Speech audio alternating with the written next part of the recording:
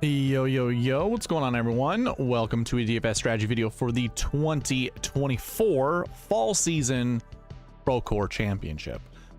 My name is Eric. I'm here with SweetSpotDFS to go over all the things that you're going to want to know in order to hit the optimal lineup this week. I know the presidential debate is happening right now, and I'm sure that's where everyone is going to be, so this could be a very short video with very little interaction, or maybe if some of you guys are bored or kind of over it, just join in. I'll be building lineups at the end of the video. Of course, throughout the video, I'll be talking about the golf course, the tournament, covering pass optimal and GPP winning lineups.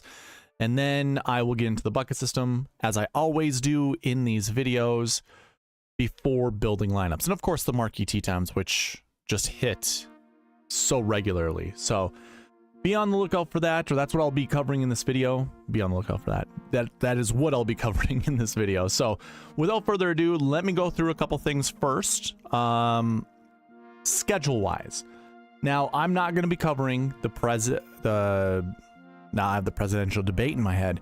The President's Cup. I will not be covering that. I don't do match play team events. Like, the stats that I have, the data that I cover doesn't pertain to that type of stuff. Very difficult to predict. That is more just a feelings thing. I mean, obviously we know the Americans usually take down the President's Cup because the international team isn't as strong as the European team. But yeah, I still don't, even if it was a Ryder Cup, I don't cover Ryder Cups either because I don't have the data for it. So no President's Cup. Let me pull up the schedule for the PGA Tour, because I'm not positive off the top of my head what we should be looking for. I thought I did, but I don't. Okay, so this week we have the Procore Championship. Let me put that on the screen. So we have this week the Procore Championship, September 12th through the 15th. Then there's a week off, which is actually pretty nice. So there will be no content next week for any golf tournaments. Now, I do have another announcement to make right after this regarding the website. So I think I'll be, I probably will be doing some kind of live video or something like that. Let me turn the music down just a little bit. So I will be providing videos. I'll be providing content for the website. I finished the database. I'll actually save this. Just wait. Let me finish this first, and then I'll talk about the website. So this week, Procore, there is a week off from golf content, and then there's the President's Cup. Once again, I'm not doing content for the President's Cup. That would be September 26th through the 29th. October 3rd through the 6th, they pick up and do the Sanderson Farms Championship. That's when I will return to do content. Will be October 3rd. Now, for those that participate in my giveaways, I always do monthly giveaways. Now, this is the only tournament in September, if you think about it. I mean, I guess technically we had the Tour Championship. That was in September. But I think I actually recorded a day or two before the beginning of September for that tournament. So really, the Procore Championship is the only thing in September. So I actually will reward all of those that come in either in the live chat like Nathan, good evening to you, or that reply on this after it goes live. Again, I know a lot of people are gonna be busy, gonna be watching the presidential debate. I understand, and it's the Procore Championship. You're probably not that interested, but if you do come around this channel, leave a comment down in the comment section, because I will run another monthly giveaway. I'm going to be running one here shortly, but I'll also be running another monthly giveaway for October through October, or for the October 3rd, October 6th Sanderson Farms Championship. Now, let me go ahead and pull up that giveaway. So normally, I mean, every week I give away $5 to anyone who participates on the channel, whoever subscribed to the channel and whoever participates. So just like Nathan here in the live chat, he left a message. He's going to get, actually for these live chats, I already forgot, man. It's been what, 2 weeks since last time I streamed, and I already forgot how I do this. I will have roll calls throughout the video. And if you're here, you will get an entry into the giveaway. Or on replay, when this goes, after it goes live and just goes to replay, leave a comment that way and you'll get an additional entry. So those are ways you can get entries into the giveaway. Now, what the giveaway is, normally I give away $100 because we hit the goals that we typically get to, but we haven't in a while because the PGA Tour season was coming to an end. People start ramping up into football, and therefore they're not as active when it comes to PGA Tour or PGA DFS. So I understand. We're not hitting those goals. We're trying to get to 800 subscribers all the way over there. You see to the left. We're at 783. We've been here for a while, and that's awesome. I'm glad to have retained everyone. I'm hoping still to build on more. But we haven't hit that goal. So what I do instead is I give a month subscription to SweetSpotDFS.com for free. And that's what I'll continue to do. So we'll have a monthly giveaway here shortly, which will be the exact same thing. I do have SweetSpot DFS t-shirts that I could provide as a win, as a monthly winner as well, but I don't think I have large sizes left. I think I have one XL, I have two double XLs, and that is it when it comes to t-shirt sizes. So if you are one of those sizes and you do win the monthly giveaway, if you want a t-shirt, I'll send you a t-shirt for free. But anyways, it'll be a monthly subscription to SweetSpotDFS.com, and we can use that January 1st if you want. We don't have to use that right away. You're not gonna we don't instantly have to provide that right away. We can delay it till January 1st, but that is when all the winners will get their subscriptions. We won't delay it any longer than that. So if you want to save it for the Masters next year, it will be, you won't be able to redeem it then. January 1st will be the latest date you can redeem it. So, and you would have it for the full month of January. Okay. So we're going to do a monthly giveaway here shortly. Let me remind you of some other pieces. Now, SweetSpotDFS.com, I understand if you do not want to be a member at SweetSpotDFS.com for this fall season, I don't blame you. I don't blame you. I will say this though, I will need, because now I'm going to get into a better update. I have completed my database for player results. I don't have golfer profiles and I don't have the course information completed yet. And just to show you, I actually still have this up. So I am currently going throughout every golf course, and this is just like scratch paper to me. I add this to another, I add this to the database. So I have 553 records, and I have all of the golf courses. Now, if I just do this, you'll see I've got the facility, the tournament name. I have all the information that I think is important. So as I scroll through this, I've got the architect that was built. If there was a second one or a third one that helped build it, I will add those names. When was the most recent renovation date? Who was that renovator? Who else have added to the renovations? So that will also all be added. So when I go through a lot of my course information that I talked to you guys about, and I said, if you have the data, you could use this for research, I'm going to have that data. So I have tee grass 1, tee grass 2, fairway grasses, rough grasses, green grasses. What is the fairway length? What's the rough length? What's the green length? And that's for each of those years. Is it overseeded or not? And if it's overseeded, what grasses do we use on the tees, the fairways, the rough, the greens? What was the stimp meter? What is the average green size? How many bunkers were there or are there? How many holes are water hazards on? I have all of this information. All the pars, the total par, total yards. I even have it over here. What were the yardages for each of the holes? And then, because I'm me, I go over and I map out not every golf course, I should say. Most of the golf courses in this database, I have mapped out what shot shape off the tee matters for each of the holes. And I also have what shot shape matters on approach for each of the holes. Now, most of the time it doesn't really matter, but if there's like a definitive advantage of hitting a certain shot shape on some of these holes, I record it. So I'm almost done. I'm all the way through 2024. I had to do some updates for 2023. I had to add some tournaments, some golf courses that had been added to the mix or that just were for the year, like for the PGA Championship, for the US Open, for the Open Championship. I had to add all that stuff.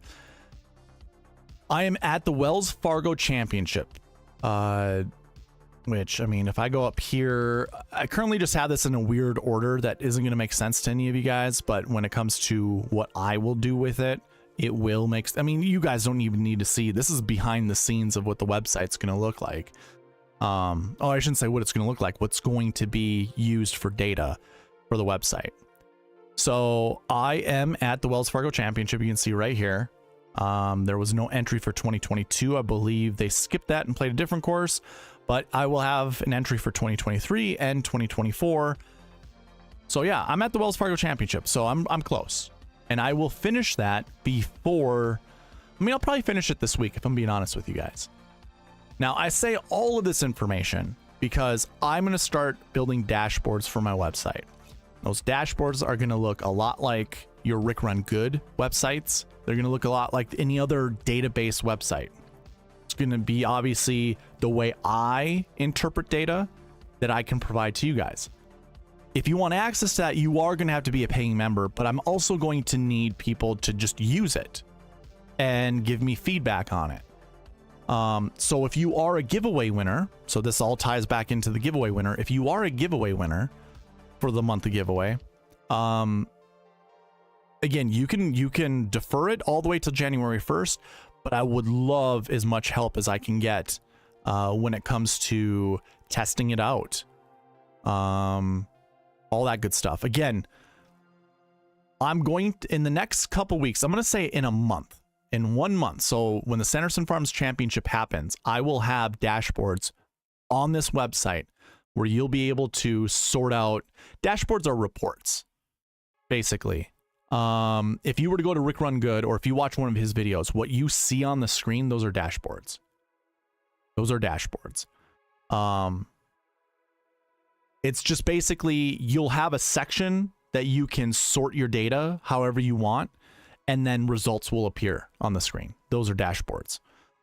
And they're awesome. They're sweet. I love them. It's an easy way to parse out data and look for things that you want to look for.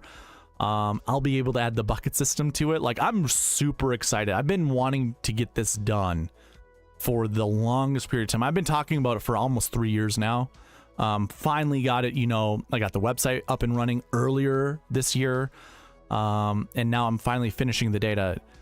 Long story short, I had a lot of messy data, dirty data as it's called, that I could not use the functions within Power BI to sort out data. So like if I wanted to look for averages or sums, if I wanted to use any of those functions, I couldn't do it because there were text values in number fields and stuff like that where it should have been numbers. Just didn't work out well. So now I've got it cleaned up. I went through the entire thing. I mean, I picked it with a fine-tooth comb. There shouldn't be any issues. I haven't yet added it to my Power BI to create the dashboards. That will be here in the next week or two. I want to finish the golf course stuff, and then it'd be nice to get golfer profiles, but I'm not going to delay on that any longer. You don't really need golfer profiles right now. I would rather you guys just look at the data, comb through the data, all that good stuff, and then go with that, go from there. So that's kind of the updates. Like I was going to provide this with another website video. I haven't done one of those in a long time, a live video. I've actually used kind of the end of the summer here as just a way to recharge my batteries. I haven't really done anything, like stream related or even really golf related, but it's been good. I've needed it. So yeah, in the next couple weeks, I'll get those dashboards ready and I'll publish them So Sanderson Farms, I'll probably display them most likely, and unless I catch an issue. If I have an issue, then I obviously won't display them. But if all goes well, you will see what I have wanted SweetSpotDFS.com to look like since the very beginning, at the Sanderson Farms Championship. And then all of this, what I'm hoping to do is by 2025, January 1st, 2025, SweetSpot DFS will be published, or not so much published, it already is published, but it will be completed the way that I want it to look, and have at least 4 major dashboards that I've wanted to built or have built on the website. One would be course history, one would be recent form, one would be the bucket system, and then I can't remember what the 4th one is, but it would have those 4 dashboards that you'd be able to use, and I think it's going to be sweet. Just how I've been able to tinker around with Power BI to make it look the way I want it to look. With the data that I have, I know what I can do. So I'm excited. I'm excited. I hope you're excited, and we can get more people using the SweetSpotDFS.com website. So those are kind of the updates. A little bit long. We're 20 minutes into this, or 15 minutes into this, I guess. No, 20 minutes into it. Let's go ahead and get into giveaways. I was going to bring up the website and go check out the website. We'll do that after the giveaway here.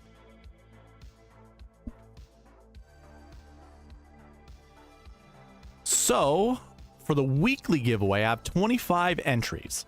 This was all from the Tour Championship. So you will get $5 if your name is called. So drum roll, please. Philip Hall. Whenever you're watching this, and this actually pertains to everyone, whoever is a giveaway winner, you need to be, well, not so much you don't need to be here, but you need to contact me. I don't remember who wins most of the time. I'm not writing this down and saying, oh, hey, you won. I want you to reach out to me at sweetspotdfs@gmail.com, or contact me on X, or come here next week and be like, hey, I won. I need to know where to send you the money. So you have to, if you've won in the past and you haven't gotten anything from me, it's because you've never reached out to me. So reach out to me. Let me know you are the weekly subscriber giveaway. So Philip, I know Philip usually comes to these things. Let me know, man. Let me know where to send the money. I don't even know if I've ever sent you money before. Not sure.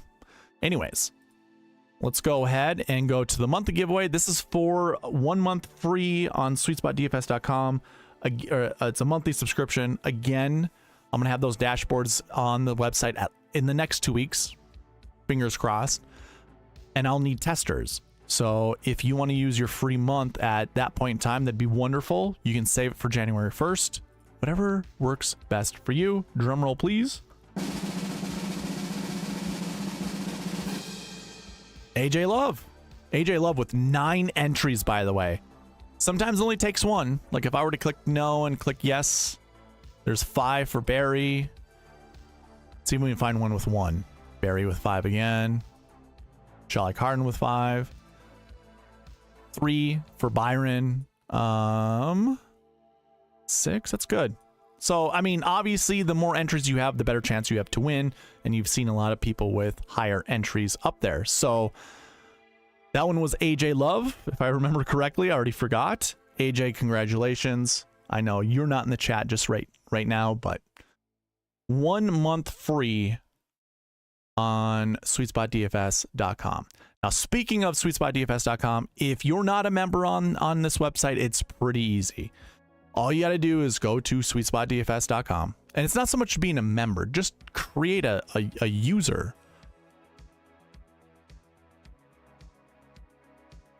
I'm trying to hit the login button. There we go.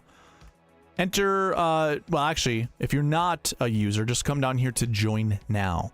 Choose free, because you can sign up for free. Select free. Create your username. Now, again, if you are, I should say again, I say this every single time that I have these videos. If you win a monthly giveaway or a weekly giveaway or anything like that, you have to have a username. You have to have created an account on SweetSpotDFS.com. Now, if you can't do it or if you're having troubles, contact me. I'll create you one. I'll give you the password that I create. You can go into it, change your password. Sometimes that works out well. Yeah, not a lot of information. Just username, password, and your email address. Don't even have to put any credit card information for what is free. Now, if it isn't free, obviously you'd have to put your credit card information in, but yeah. If you become a free member on SweetSpotDFS.com, you can come down to the fantasy tools and go to the 7K combo buckets. I have those up already. You can see what they were for the Tour Championship. Now, I kind of have a little rule here that you can see. Select one from tier 1. These little black lines indicate your tiers. I don't have, normally it would say tier 1, tier 2, tier 3 on off to the side, but because the Tour Championship was so small with 7K buckets, I just used this line to indicate your tiers. Look at that. Shane Lowry was in the optimal lineup. Adam Scott was in the optimal lineup, and Theegala was in the optimal lineup. Then you select 1 to 2, 0 to 2, and 0 to 1, and it worked out perfect. Russell Henley almost got up there to be in the optimal, but did not. So that's your 7K combo buckets. Now, if you want to become a paying member, you will get access to the members only tab. And on the members only tab, you can see the combo buckets for the other salary buckets. So if you don't know what the combo buckets are, I go over this every single week in my videos, or actually I talk about how good they are. I have an article that explains what they are on the website. So if you go to Fantasy Tools and go to articles, you will find them there. But basically, it's just guidance on which players to select. You know, like I said, with the 7K combo buckets, I usually kind of have a rule here. Select 1 to 2 from tier 1, 0 to 2 from tier 2, that kind of stuff. I mentioned that because it just shows up that often. Like for the 10K combo, you see there's one line right here. Obviously, Hideki, like if you knew going into the Tour Championship, he kind of had a back issue. But Scotty Scheffler was in the optimal lineup. Now, Colin Morikawa down here was on the bottom, but I've talked about in my members only videos on Wednesdays. I forgot to mention that. I go live Wednesday night, building lineups for myself, talking to you about my strategies for the week. Got to be a member on YouTube in order to get access to that. I talk about these combo buckets there. And no one in the 9K combo buckets were off limits. And there's not even like you need to select 1 to 2 from either McIlroy, Cantlay. You could have selected any of these guys. It didn't really matter. Same goes with the AK combo buckets, where no one was an optimal lineup golfer and no one was in the GPP winning lineup. So this is all available if you pay money on SweetSpotDFS.com for your membership. So it's only for paying members, I should say. That was a weird way to say that. But articles, I do have an article on combo buckets. So if you come here, you click on it, you're going to be able to read what the combo buckets are. So I have a whole description, whole article describing what the combo buckets are, all that stuff. And I also always say you can also reach me at sweetspotdfs@gmail.com and ask me whatever questions you have on it.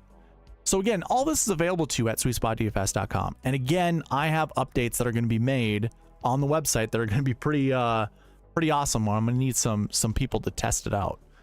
So yeah, hopefully you guys can join me there. I do have a cheat sheet that's up currently. You can access the cheat sheet through the website.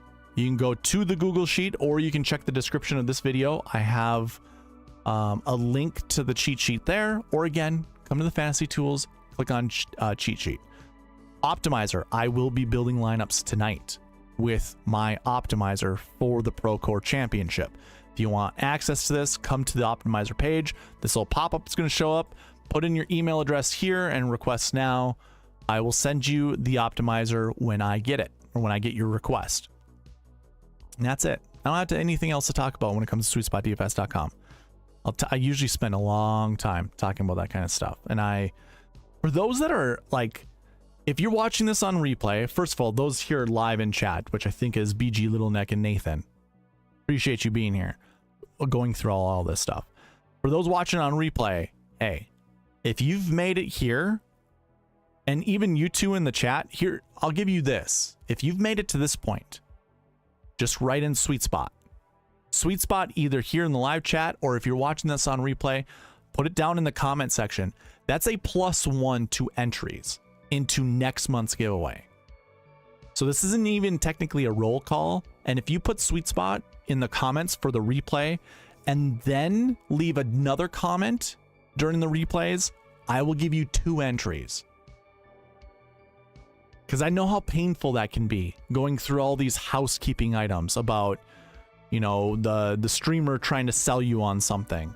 I understand. So let me reward you with giving you an additional entry just by typing out SweetSpot here, either in the live chat or in the comments. And BG Littleneck and Nathan, if you guys are here, I don't know if Nathan is, I see BG Littleneck put it in there. Comment SweetSpot also when this goes on replay, and I'll give you like, again, it's a +1. So you not only do you get one here for being in the live chat, but you're gonna get one in the comments too. Again, it's just my way of rewarding you, because it's I understand. And as I'm looking at the time going by, I'm like, oh shoot, I spent way too much time on that. Okay. We did all our giveaway winners. I went over to SweetSpotDFS.com. Again, I'm going to be building lineups with the optimizer that you can see here. I covered my database updates, so I can bring this off to the side. We do not need to see that. But yeah, we can go on with the video. We're going to start with the course and tournament information.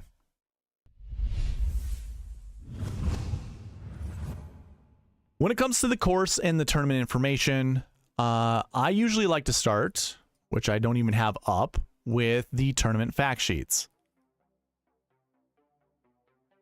So if you didn't already know, you can go to the gcsaa.org. You guys can't really see it, but you would scroll all the way down until you get to the footer of the website. And you can see the tournament fact sheets right there. Click on that and you'll come to this page right here. Super simple, super easy. Like, I use a lot of this. So when I was just talking about the website and my database, I usually come here to figure out what the grass stats are. I'll come here. I'll go to other places on the web just to see, you know, if any information is different. Yeah, you come here and, oh, I do have Adobe, so now I can update this. It's kind of a pain in the butt, but also kind of cool at the same time. All right, so the tournament fact sheets. Why are the tournament fact sheets so great? Well, it will give you the tournament that you're looking at. It'll give you the golf course. This is Silverado Resort in Napa, California. Most PGA Tour members just know this as the Napa tournament. Whatever's in Napa, California, at the Silverado Resort. It is the Procore. It used to be called the Fortinet last year. It used to be called the Safeway not too long ago. It used to also be called Fries.com. Bunch of different names for this tournament. I think even the McGladrey Classic, I want to say. No, that was the RSM Classic. My bad. There's another. It doesn't matter. It's the tournament to Napa. It's the Silverado Resort. So it's this same tournament, this same golf course. You can use course history because it's the same golf course. Especially with my stats that go back to 2013, you can use Silverado Resort. I like coming here because you can see a lot of interesting information. Did you know that the front nine's it's a par 35 and the back nine's a par 37? That's weird. Par 72 total. 7,100 yards, so you can use that however you'd like. 5,400 average green size. 2 waters. Jesus, that was weird to say. 2 water hazards and 2 holes where water's in play. So you can use all that information. To me, the most interesting information, the most important information is here in the turf grass with the POA and the bent grass. That is what you can find on the cheat sheet. Do I still have that up, I wonder? Yes, I do. Again, you can go to SweetSpotDFS.com to find the cheat sheet, or you can find it in the description. It says Bermuda and NA. So we need to update that to not be Bermuda. This should be POA. The first grass stat is POA. The second grass stat is bent. I apologize for that.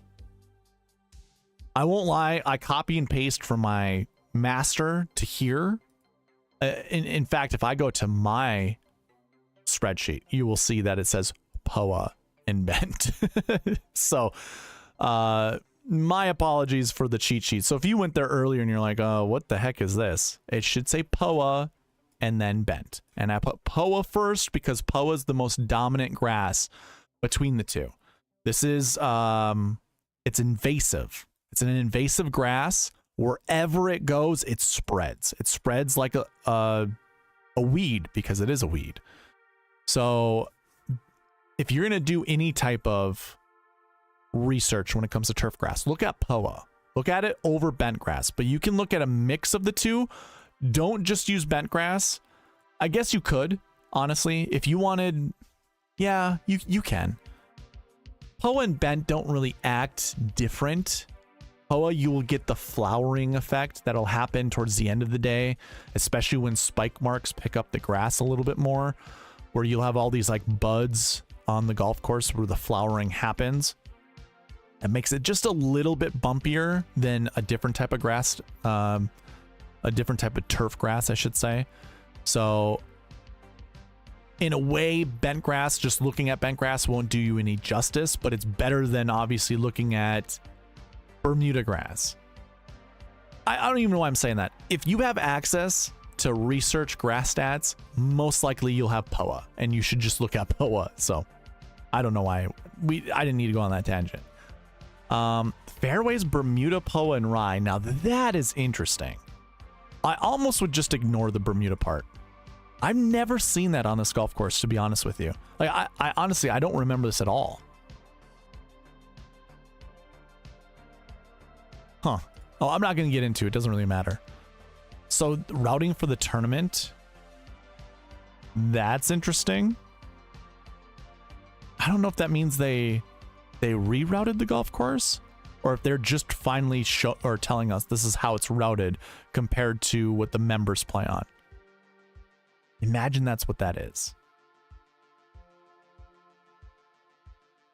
Interesting.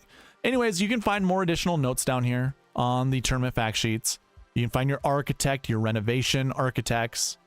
Again, that's what I'll include on my website once I get that up and running, the database part of it.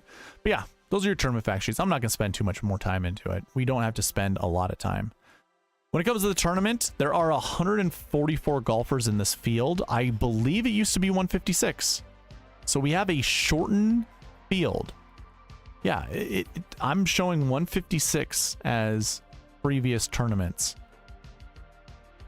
There was 144 in 2020 and 2019 and previous years. I wonder if just the 2 weeks extra, because I think this tournament used to be played earlier in September. I could be completely wrong on that, but I kind of like that. Now, another thing to remember, this is a fall series event, and basically what that means, golfers who did not make the top 70 in the FedEx Cup standings for this last season, this is like a continuation from the end of the season. So those that are in positions 70 to 125, actually it's not even so much those positions.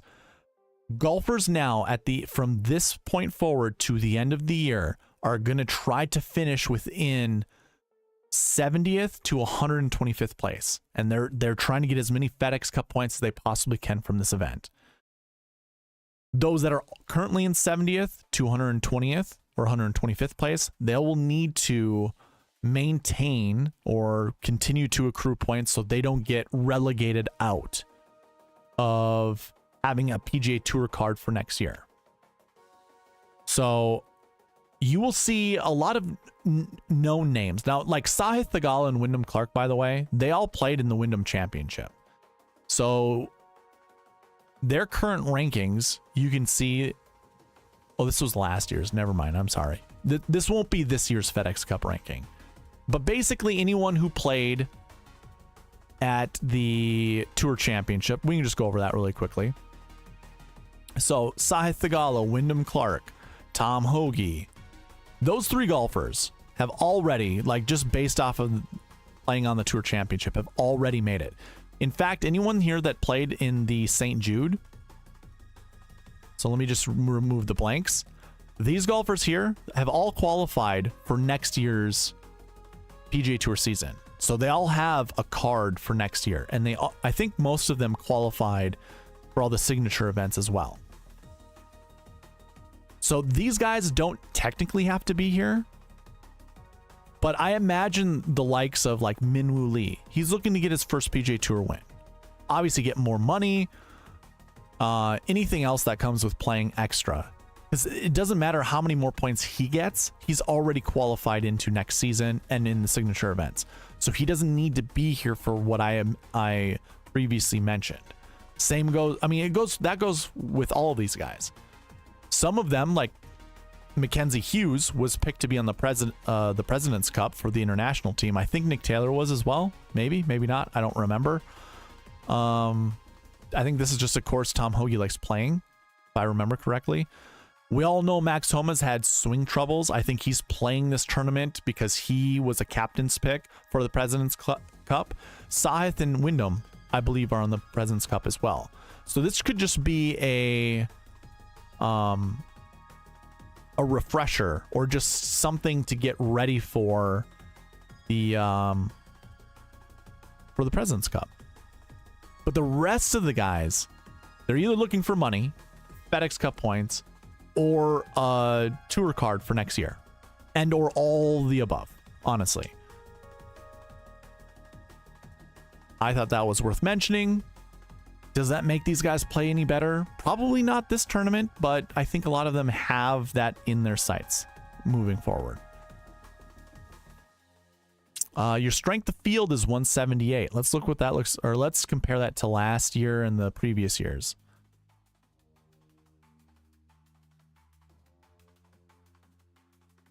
Last year was 146.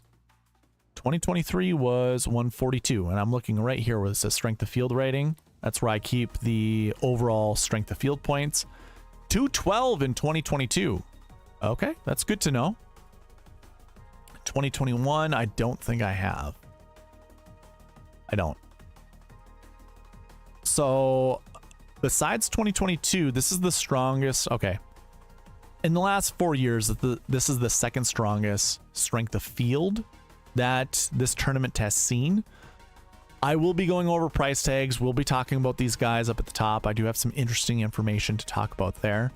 But this is going to be your typical PGA Tour tournament. It's going to be top 65 in ties that make the cut. I guess we can look at what previous cut scores were. Looks like last year it was -3. We just do one less than whatever this number is.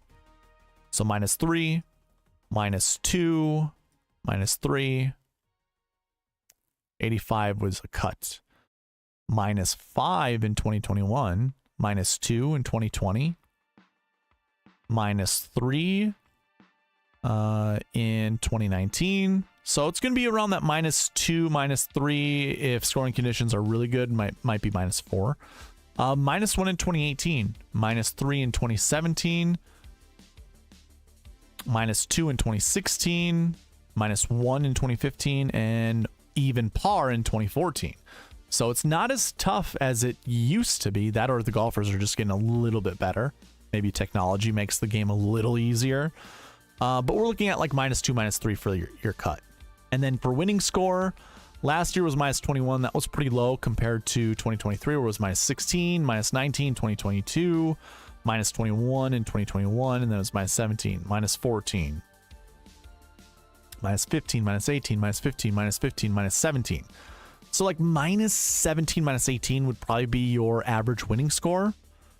And yeah, if you have props out there that you're looking to bet, if it's like -14, I would go higher.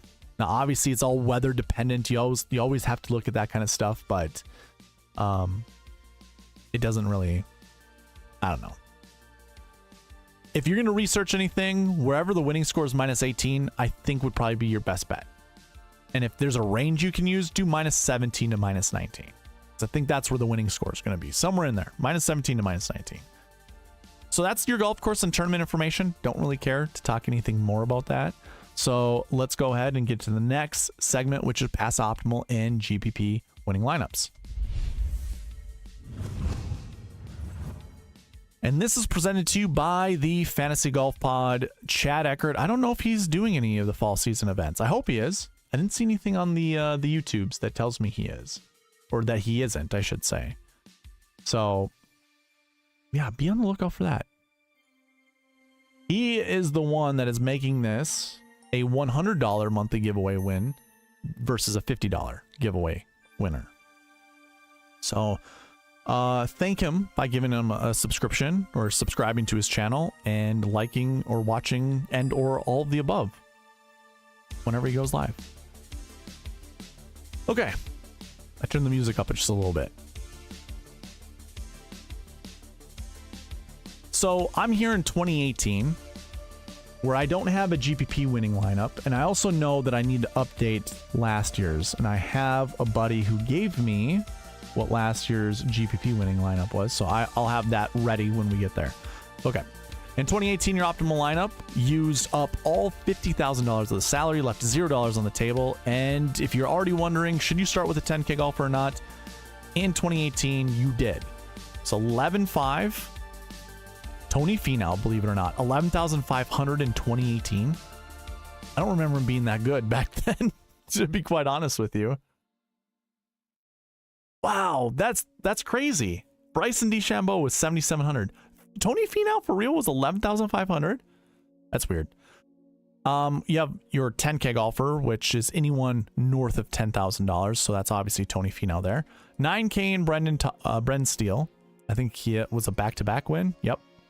So 11, 9, 8, 7, 7, 6. Weird. Where have you guys heard that before? Not so much the 11, but I normally say on this channel, always start with a 10, 9, 8, 7, 7, 6 structure to your lineups. You throw any golfers in for those price tags and then try to sharpen your player pool. Maybe you grab a good, well, that's obvious to say. I was gonna say grab a good 10K golfer. They're all good. But choose the right one and then go from there. I think starting 10, 9, 8, 7, 7, 6 is always the way, but we can look more into this as we go throughout the pass optimal and GPP winning lineups. 2019, your optimal lineup left $700 on the table. We did not start, well, we did start with a 10K golfer. We didn't start with an 11K golfer, but 10-7, Ryan Moore. 8,700 Kevin Tway, $8,800 Luke Liss, 776. So this one goes 10-8-8, 776. There is no 9K that I can even see. Huh. What was, I wonder, I'm very curious to see what our 9K range was. Denny McCarthy, 9,700. Adam Hadwin, 9,400. Abe Answer, who did not start. That's what DNS stands for.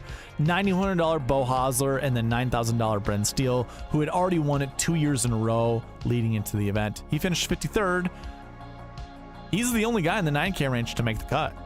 That's crazy. And it was a small 9K range. 5 golfers in it versus 6 10K golfers. That's insane. Okay, so that's most likely why the 9K range didn't do so hot in 2019. So I don't know if we use that really against 2019. Like I said, start 10, 9, 8, 7, 7, 6. I want to see what this looks like. Bunch of Monday qualifiers. Monday qualifiers did not have price tags, if you're all wondering. And the 9K range here was 6 golfers versus 5. And you had one of them win. Okay, so one more than the year before, but the year after, the golfers there sucked. These golfers, I guess, aren't by name value not any better. So my argument is non-existent. In 2020, I have an optimal, a GPP winning lineup, and then a realistic, because your optimal left $3,400 on the table. and it was 779,867. That's hard to do. Don't leave that much money on the table, and don't go this route. I think it's foolish. Don't do it, because if you look at your GPP winning lineup, $49,500, scored 599.5. Your optimal scored 646. So there's a big difference in points there, and you could obviously do better than this because you had first and second place, 7,500. Fourth place. Oh, I'm so sorry. Yeah. I'm looking at the right way. 74, 75, 81. Then I had Bryson at 99, Francesco at 97 down here, who finished 23rd, and Adam Long, who finished 23rd as well at 6,900. That was your GPP winning lineup. There was a huge improvement you could have made from that lineup, because you had two guys that were in 23rd place, one guy in 13th, and the other guys were in the top 4. So this realistic lineup, which leaving $900 on the table might be a little difficult to do. Yeah, that would be pretty hard to do. I wouldn't recommend that either. Let's see, can I build a different lineup than what I see on the screen right now?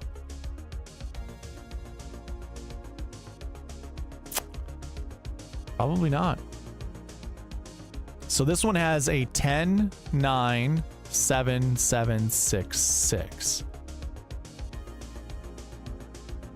I don't have DK points, but just looking at salaries, like I'm trying to upgrade 6,900 to another golfer.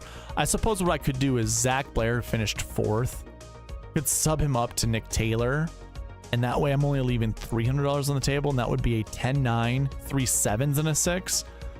I don't know how many points that I am missing out on, but that seems a bit more realistic than leaving $900 on the table. The more money you leave on the table, the more combinations you invite into your lineup building process. So I usually try to suggest not doing that, just because what you would think is being more unique, which is true, it is more unique, but it also, it's not optimal. Let's put it that way. Leaving that much money on the table, it's like good luck. It's trying to find a needle in a haystack more so than it is already. It's a bigger haystack and it's a smaller needle when you leave more money on the table. So I just don't advise that. It's not a smart way to go. And this $900, that's not all that realistic, I suppose. Can I do something like this? No, that leaves a lot of money on the table too. I do need this $11,000 golfer. How about these guys? This one, this one, this one? No.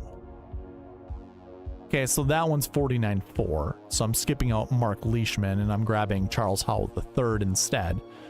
Yeah, I mean, leaving a lot of money on the table that year, you're gonna have to. Very difficult to get to those other builds.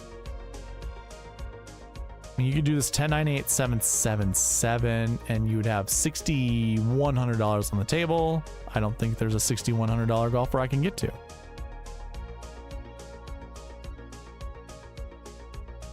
Nope, doesn't look like it.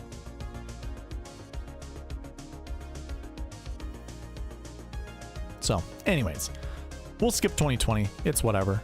2021. Looks like I did this by salaries. I'm looking at this by salaries. Let me remove the filter. Your optimal lineup left $2,100 on the table. Again, that's very difficult to do. Your GPP winning lineup left $0 on the table.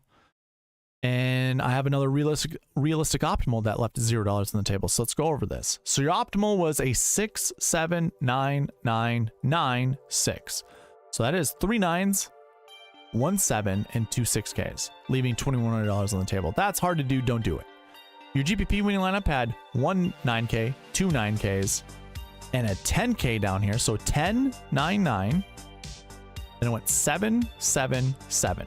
Low 7Ks. And that used up all $50,000 of the salary. Your optimal scored 719 points. Your $3 birdie scored 653 points. So that's actually a pretty tight window. This realistic, I'm going to tell you, is 714.5. So it's only 5 points behind the optimal. And actually, that wasn't a tight window. It was 653. I think I said 693. So 653 for that GPP winning lineup. So there was a 70-point difference between the two. So yeah. But anyways, this realistic optimal that I'm going to tell you was really close to the optimal lineup. And you would have started with 3 9Ks, just like it did in the optimal. Then $8,700, 72, and a 63. So I think a lot of what we're seeing is at least one 7K, at least one 6K, and then it's usually a mix of either 3 9s or a 10-9-8 or a 10-8-8 so far.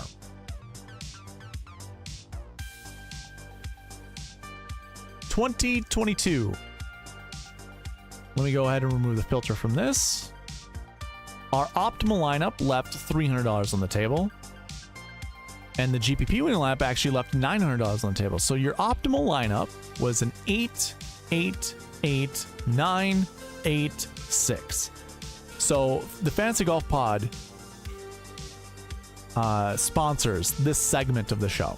Chad Eckert is a big proponent of peppering the 8K range. And that is exactly what this optimal lineup did. 4 8K golfers, 1 9 and 1 6.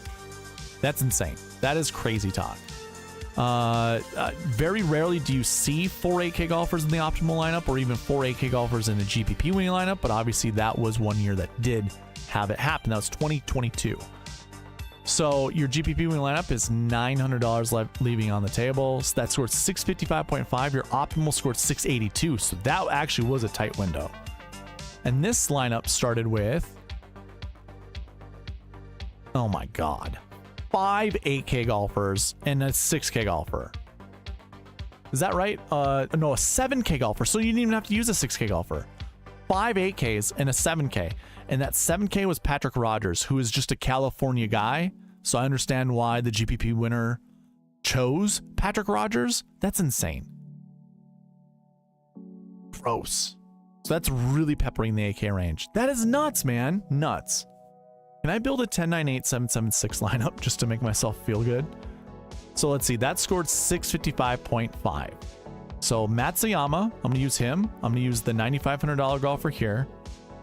$8,700 Max Homa. Let's use the $6,900 Scott Stallings. And I have... Oof. I'm going to have to use another 6K golfer. Can I do this? This is 50,000 on the button. There we go. Perfect. So I have to use 2 6K golfers, which is just fine. So I'm going 10-9-8-7-7-6. How many points can I score with these guys? Remember, I got to beat the GPP winning lineup. Otherwise, it's just kind of whatever. Score 635. That is 20 points behind the GPP winning lineup. Oof. So let me put a filter on this and let's take a look. So you do kind of want these 2 8K golfers. So maybe it's a 10-8-8 type of scenario.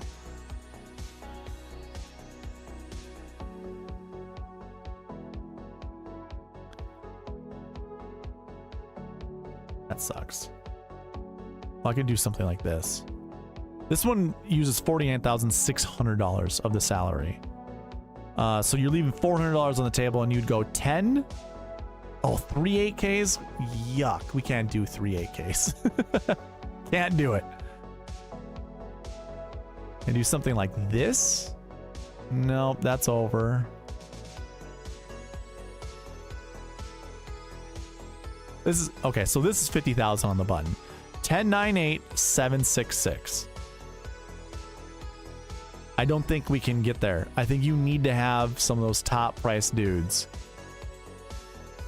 Yeah, this is the one that I just did. So 6-7-35. Yeah, you can't do it. Can't do the 10-9-8-7-7-6 and take down a GPP that year because of how weird it was in 2022. All right, whatever.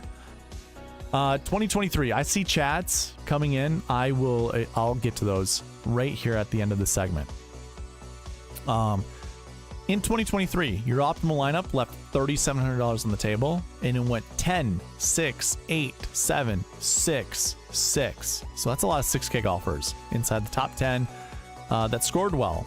So that was your optimal lineup. Your GPP winning lineup went 10-5, 7-3, 10,000, 7-2, 86, and 63 down here with Brandt Snedeker, believe it or not. So that was a 10-10, 8, 7, 7, 6. Your optimal scored 635. Your GPP scored 557. So there's an 80-point difference between the two. That's nuts. I have a SweetSpot optimal that scored 629.5. And that was a 10, 10, 8, 7, 6, 6. And that used up $49,700. I don't really like that. Let me do a 10, 9, 8, 7, 7, 6. So that's these top 4 golfers. We have a 10, a 6, an 8, and a 7. So I need another 7. I can't do it. I can't do another 7. It's too expensive. Really? Oh, never mind. I just can't do anything greater than 9,800. So right here, this is 49,500. I found my 9K golfer. So I went 10, 9, 8, 7, 7, 6. And that scored 611.5. So that would have beat the GPP winning lineup by 60 points. And it would have been 24 points behind the optimal lineup. So yeah, 10, 9, 8, 7, 7, 6. That works out well. And then last year, let me go ahead. Like I said, I had to contact a buddy. He gave me the $5 GPP winning lineup. So let me go ahead and put it in.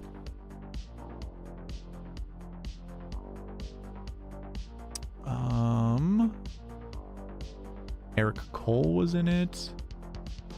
Matt Kuchar was in it. KH Lee was in it. Where's KH? And Sam Stevens.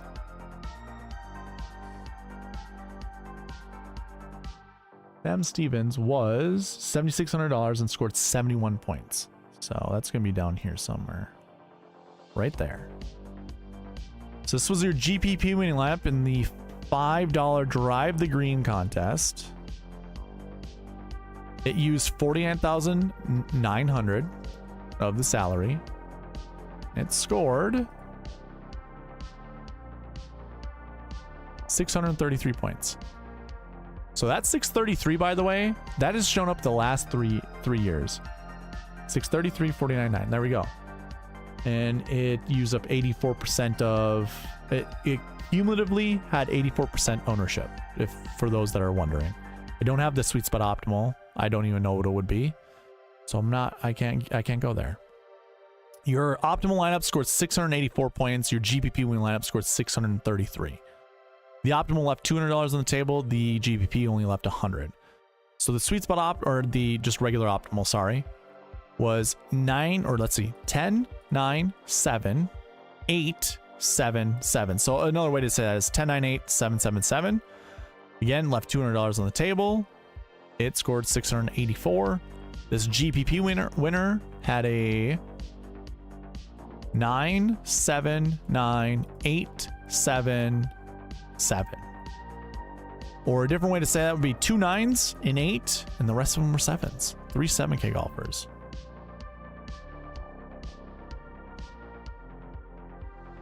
Yes, 3 7K golfers. So the question becomes, actually, I saw something in the chat. Let me read. What is recommended max salary remaining? I normally, when I send everyone the optimizer, those that request it, I leave $800 on the table. So it looks like this. Minimum salary right here, $49,200. So I always leave it here. That's the most I would ever leave on a lineup. And I would say this, when I'm building lineups, 70% of my lineups, I want to leave no more than $400 on the table. So 70% of my lineups are going to leave $400 or less. I think that is the quote unquote sweet spot of how much money you should leave on the table. The other 30% of my lineups, I'm cool with leaving up to $800 on the table. But they have to be so mix and match. Like I don't want to have all 30% of my lineups to have $800 remaining, or $700 or $600 or even $500. I'd want, like if I was to tier it out perfectly, this is what it would look like. 70% of my lineups would leave $400 or less on the table. Then of the remaining 30%, 15% of that would leave $500 on the table. So now I only have 15% to work with. And I would tier it down. So the amount of lineups I leave only $600 on the table would be somewhere between 5 to 7%, I suppose. Leaving $700 on the table would also be another 5 to 7. Actually, I bet I would go 7, 6, 2 for my remaining 15%. 7% leaving $600 on the table, 6% leaving $700 on the table, and 2% leaving $800 on the table. I just leaving $800 whenever I see a lineup that's 49,200 like used up, and I look at the lineup, it's usually not a great lineup. And I'm not saying what we just went over, we saw a lot of good lineups that left a lot of money on the table, but it's just like, I always say leaving more money on the table opens up more combinations of lineups to be built.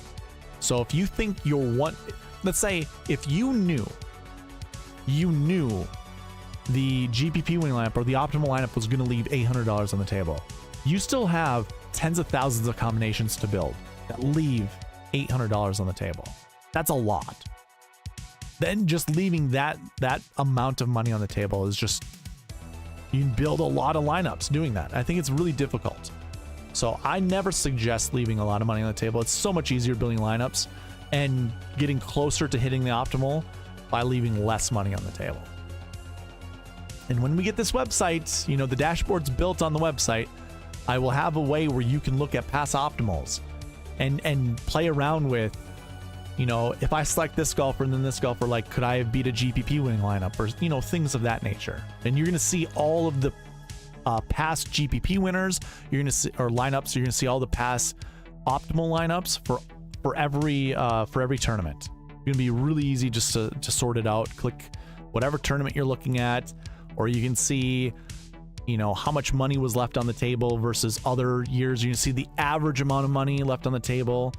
I'm gonna make it really comprehensive, so you guys will be able to really filter out and double check to see what works best. So yeah, one thing I wanted to look at for you guys. So I did this earlier. I know it says Fortinet Championship up here. Don't mind that. I went into salaries. And you know how we were just kind of discussing, I guess we weren't necessarily discussing this, but to use a 10K golfer or not to use a 10K golfer, that is the question. And my computer locked up? Or bear with me here, hold on. Yeah. The question is to leave a 10K golfer or to play a 10K golfer or not to. And I normally like to look at, you know, of all top 5 leaderboards for this event, how many 10K golfers finish inside the top 10 or in the top 5? And normally what I want to look at, or I'm looking at 10K golfers, that's right here. That's this column or this row of data. And I basically can look to see how many times 0 10K golfers happened versus the other years. Now it's a perfect pattern. Look at this. 0, 0, 1, 1, 2, 2, and 2. So that's a 71% frequency rate. So of the, what is this? 1, 2, 3, 4, 5, 6, 7. Yeah, 7 years that there were salaries, DraftKings salaries. 6 of those years, not 6, 5. 5 of those years, 5 out of 7 years, you've had at least one 10K golfer inside the top 5. 2021 and 2022, we did not see a 10K golfer inside the top 5. Now, in 2022, you did see a 10K golfer inside the top 10, leaving only 2021 to not have a 10K golfer inside the top 10. Now, when we compare that to other prices or, you know, salaries, 9Ks, you had two. Come on. Sorry about that. For 9K, you had 2 zeros or 2 instances where 0 happened inside the top 10. That's a 71% frequency. That's still pretty good. Now in top 5s, it matches with your 10Ks. It also matches 8K golfers inside the top 5. However, 8Ks, we have 100% frequency of finishing inside the top 10. That also applies for 7Ks, and only one of those years did the 7K range produce less than 3 golfers to finish inside the top 10. Like, hopefully you understand that. Every year, minus the 1 year in 2022, you've had at least 3 or more golfers from the 7K range to finish inside the top 10. That means the 7K range is definitely one that we want to target to find golfers in. Now, it's pretty darn close to having 100% frequency rate inside the top 5 as well. So keep that in mind. Keep that in mind. Now, when we compare this to totals, first of all, we're going to look at 2022 and 2021 just to see why a 10K golfer, like who were the 10K golfers in 2021 and 2022 that didn't finish inside the top 5? Were other years that happened. But I want to do this first. I want to come down to the salary totals. 2022 and 2021. How about this? Let's hide this to this. Let's just hide this for now. And so now we're just comparing this top 5 salaries to the totals. So in 2022, I don't think this is a song I can play. Come on. I had this like on loop. I don't know why it's not looping.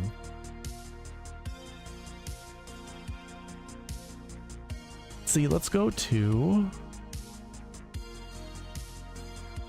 this one. Not listen to an ad. That'd be great.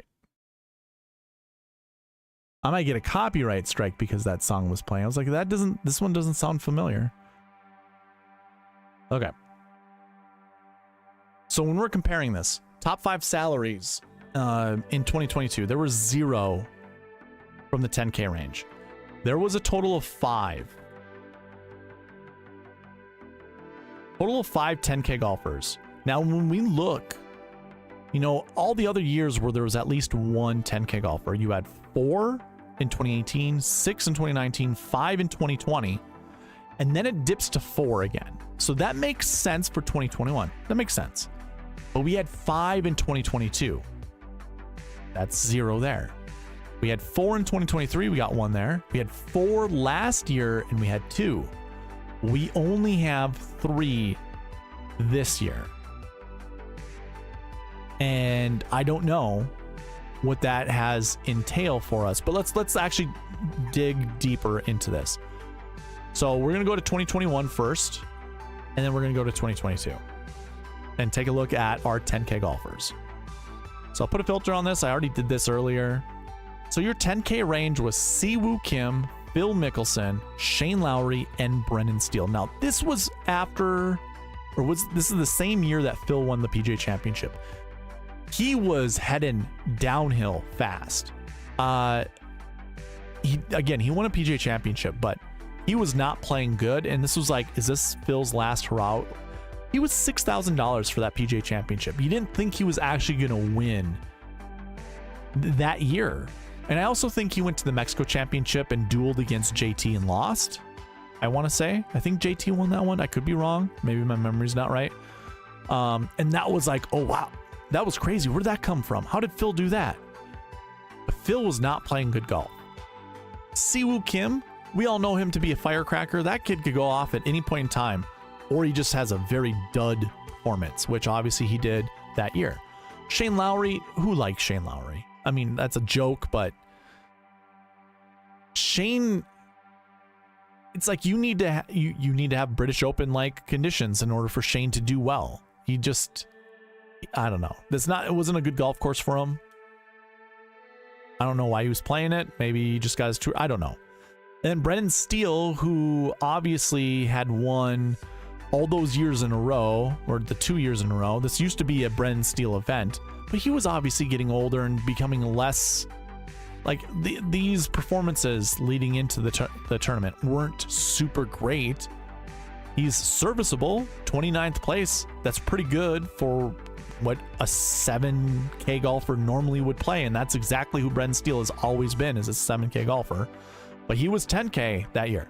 So this 10K range, very miserable, especially when you compare it to Sergio Garcia, Jordan Spieth, just those two golfers alone in the 9K range.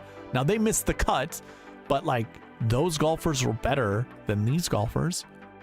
I mean, Ches Reavie, Doc Redman. This is just a who's who as to who finished inside the top 10 or even inside the top 5. A lot of golfers, a lot of like good known golfers did not play good golf. I mean, Sam Burns, yeah, we would consider him good. Cam Davis, I'd consider good even back then. I would not with Doc Redman, HV3, Snedeker, Van Rooyen, or even Damon. Like that just shows you how bad that field was. This really doesn't tell me anything for 10Ks. Like that's not this year. Just to remind you, this year, it's Theegala, Wyndham Clark, and Max Homa. In fact, what can I do? Can I look at what their OWGR rankings were in 2021? Do I have that information? Tee time odds, OWGR, there we go. I do have it.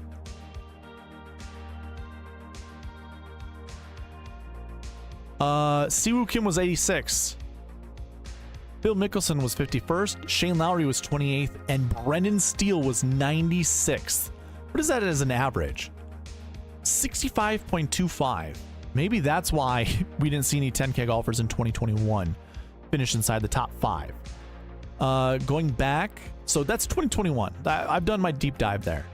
Let's go to 2022. Why were there 0 golfers inside the top 5 when we had 5? So we'll go to 2022 and I will put a filter on this and sort by our top down. I mean, holy crap. John Rahm is at the top here. He missed the cut.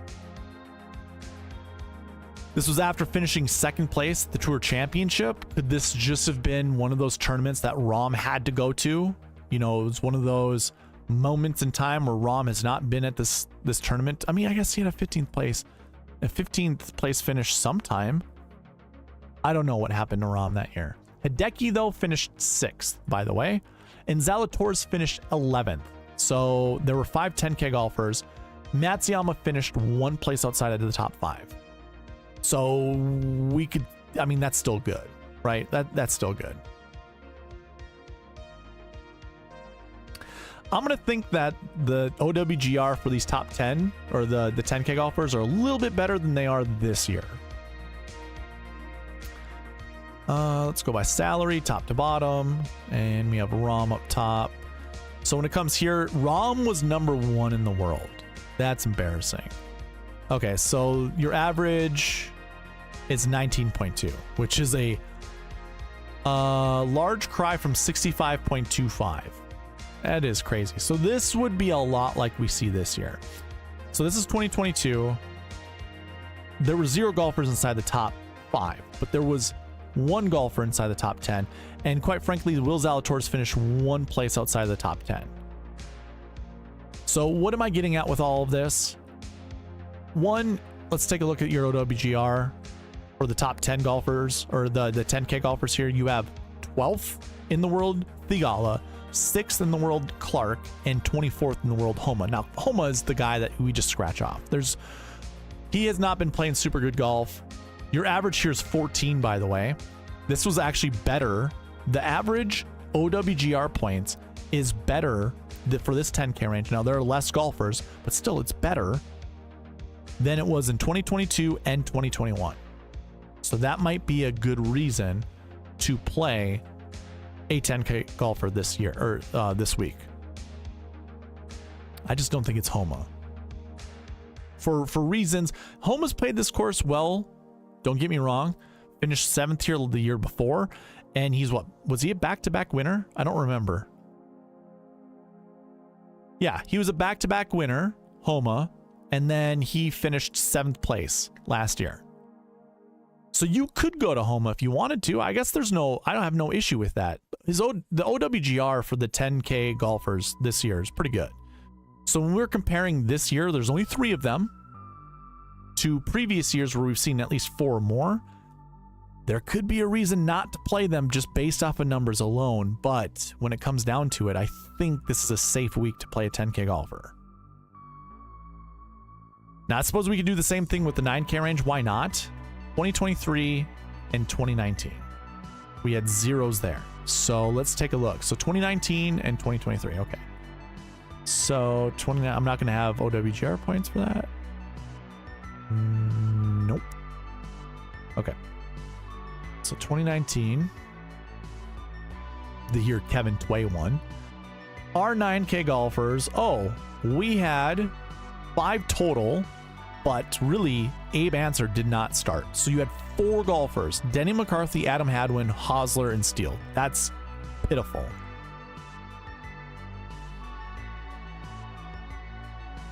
So it says 6K. There's 6 9K golfers. Let me take a look. Where am I getting my numbers wrong?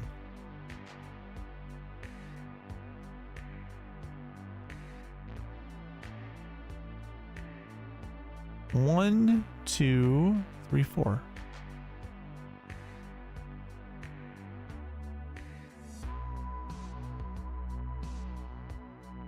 Oh, I'm looking at 10Ks. My bad. My bad. We're right here. My bad. 5. But technically there was 4. So that's the lowest amount of 9K golfers we have seen. And then there were 6 in 2023. So we went through 2019. I'm not going to go further into 2019. It's whatever. So in 2023, we had 6 9K golfers. You had McNeely, Penrith, Cam Davis, Davis Riley, Tom Hoagie, and Emiliano Grillo. Hoagie finished 12th. So he was just outside the top 10, but the rest of the 9K range did absolutely horrible. 2 10K golfers. They were in the GPP winning lineup. That 9K range is kind of meh.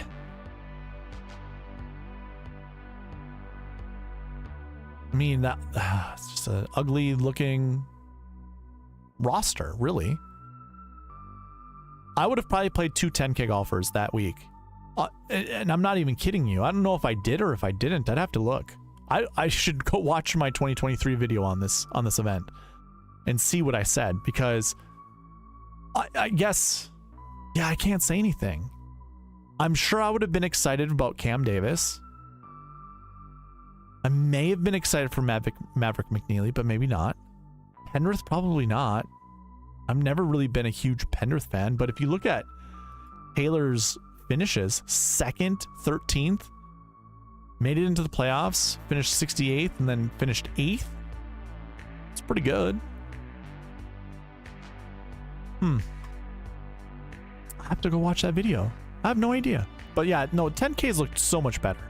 I would have much rather played, like, I know Corey Connors missed the cut here, but I would have much rather played like Corey Connors with Max Homa. Or I guess Matsuyama and Max Homa would have been a good start as well. Because I really don't like this 8K range. And I don't care for the 9K range either. So. And then I guess if we're comparing it to this week's 9K range, it's, oh my God, this 9K range is so much better. One, I'll say this. I'm crossing out Keith Mitchell, don't care for him, and I'm probably crossing out Brendan Todd. I don't care for him either. But like JJ Spaun, Minwoo Lee, and Luke Clanton alone have my interest.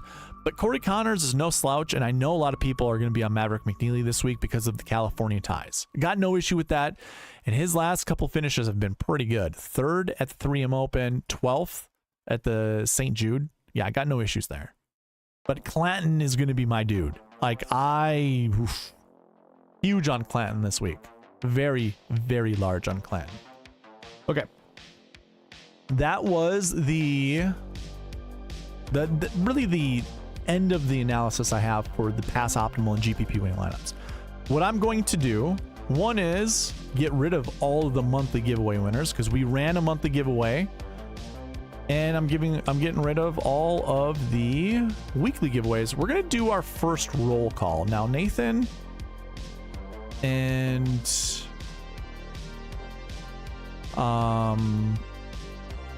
BG Little Neck were in here before, and they got roll call number 1. So here's roll call number 2.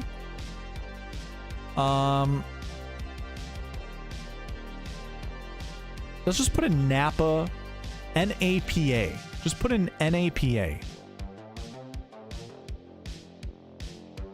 That's all you need to do for roll call number 2.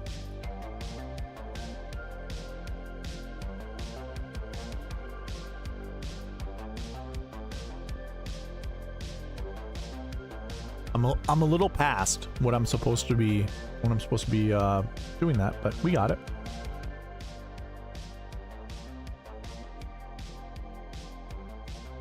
AJ Love, nice to see you in the chat. Lombardi Lee, what's going on, man? I know you guys came in earlier. I didn't really get to see much of the chat. Let me look as you guys are typing that all in. BG Little Neck says these behind the scenes looks helped me so much. I like the side of the curtain. Appreciate that. No one in the world does this transparent of stuff. That's the whole goal, is just to be transparent with you guys. You were cut from a cosmic cloth. Thanks, man. And I answered what is a recommended max salary range. Didn't know there was golf this week. Just got home from a gig, says AJ. AJ, how'd the gig go? And yes, you did win a giveaway, as BG Little Neck said. Please contact me. I think you won the monthly. So you get a free month at SweetSpotDFS.com, or if you wear an XL shirt or double X, I can send you a SweetSpotDFS shirt. But if you don't fit in those sizes, I can't help you right now. Nice, I ran out of money in DraftKings. Football killed me. Shouldn't have blew your load on week 1, man. Let me know if you want NFL help. There you go. I'm sure you have a process already. I don't. AJ might. I don't really play NFL DFS. I tried the $1 simulator this past weekend, but it was horrible. What do you mean by $1 simulator? DraftKings gave me a free ticket for the week of golf. There is a God. Was that for Rainmakers, I wonder? BG goes, that song was fire. Yeah, the one that's gonna get me copyright struck. Yeah, I'm sure it was fire. Lombardi comes in the chat, says, what's up, everybody? What's going on? And I'm caught up. You were on stream when you were on stage when the stream started? No worries, man. No worries. Okay. So the 3 people got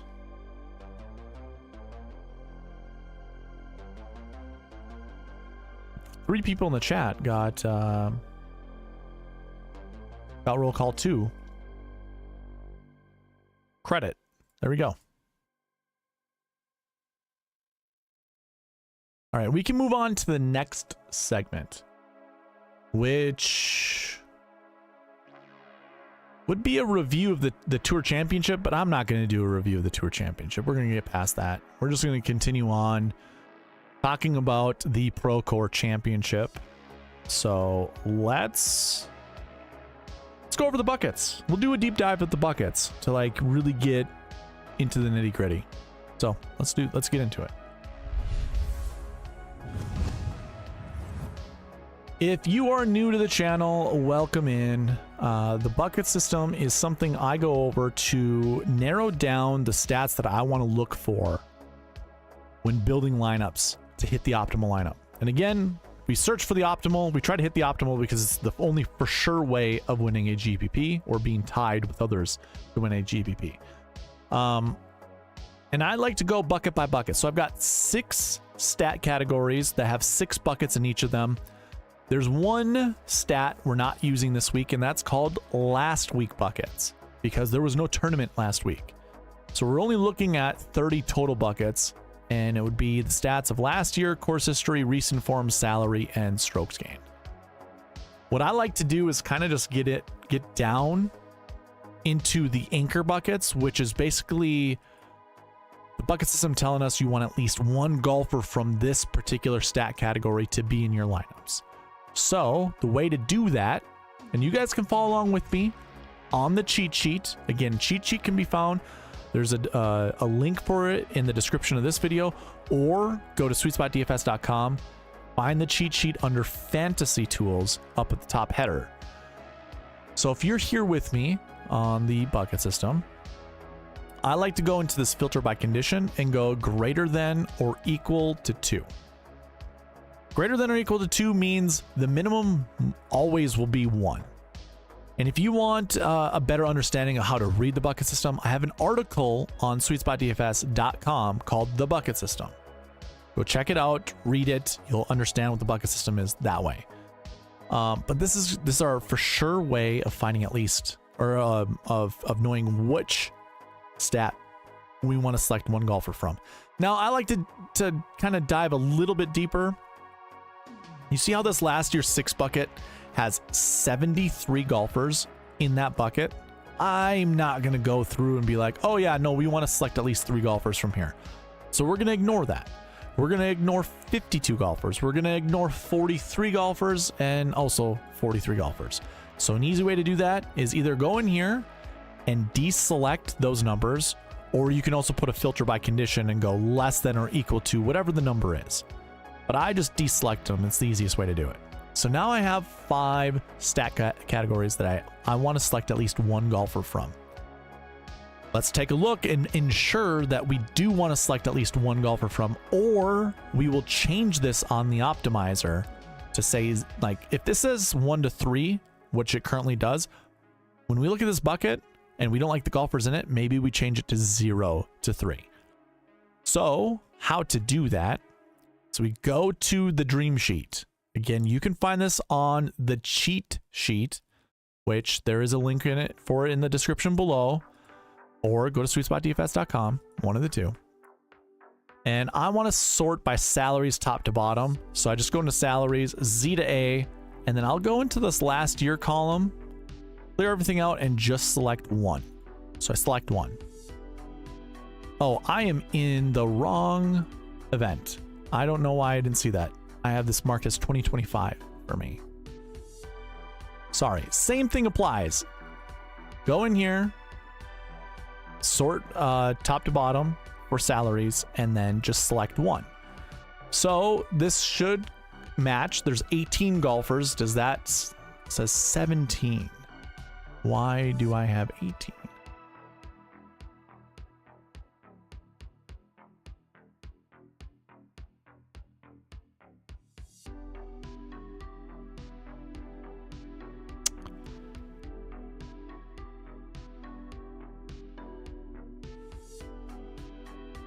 Let me double check something. I do not like there being inefficiencies. What does this say? The F column, 2025, F. Oh. Shouldn't change, does it? No.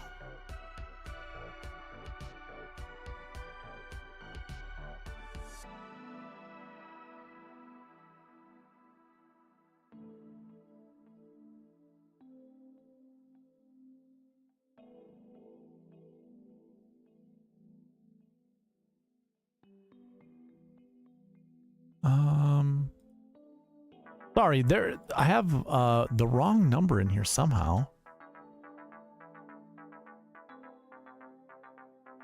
Yeah, I have 17. Which golfer is wrong?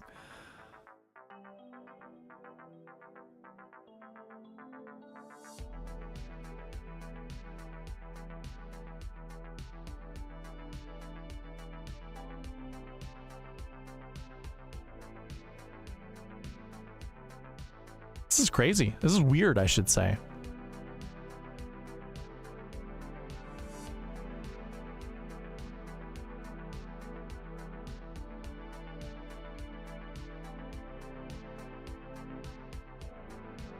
All right, well, this is how we're going to do this. I need to see what's going on.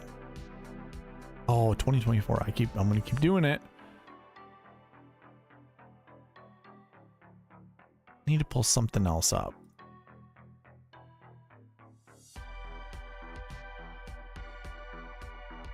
Where can I do this? We'll do it right here.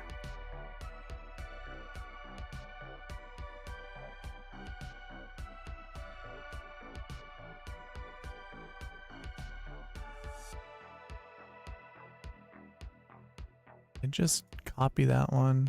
I did. Okay, my bad.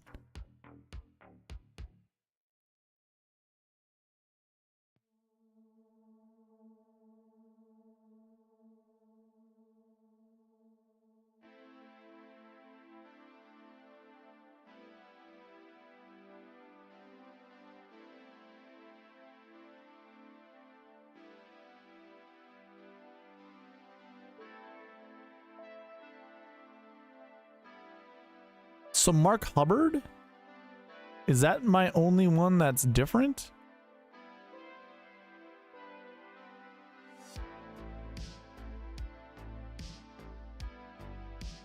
Yeah. Mark Hubbard. How am I missing him?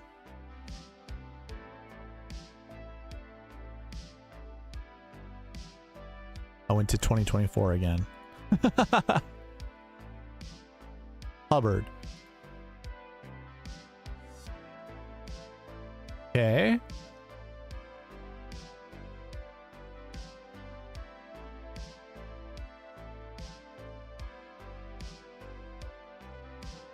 I don't think I have Mark Hubbard in here.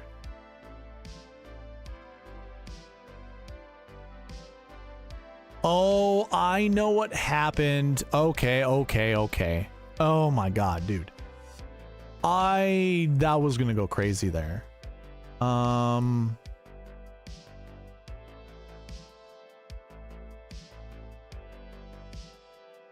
the hell?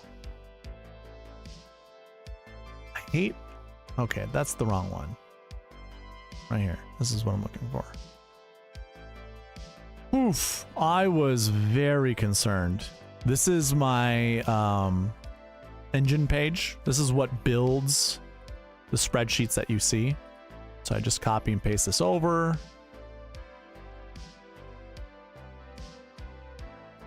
Except for I copied too much. Oh, yeah. My bad. Okay. Everything should be updated now. Oh my God. Buckets are updated.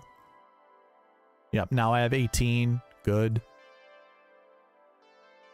Total of 144 golfers. Good.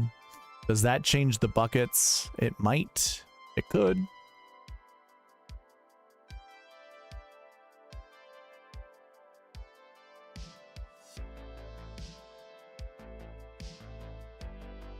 It did change some of those numbers, but it's still going to be the same.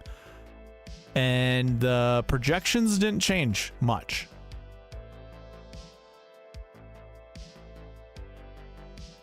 Yep, they didn't change. So it's the same buckets. Okay, I'm sorry for that. I'm sorry for the delay there.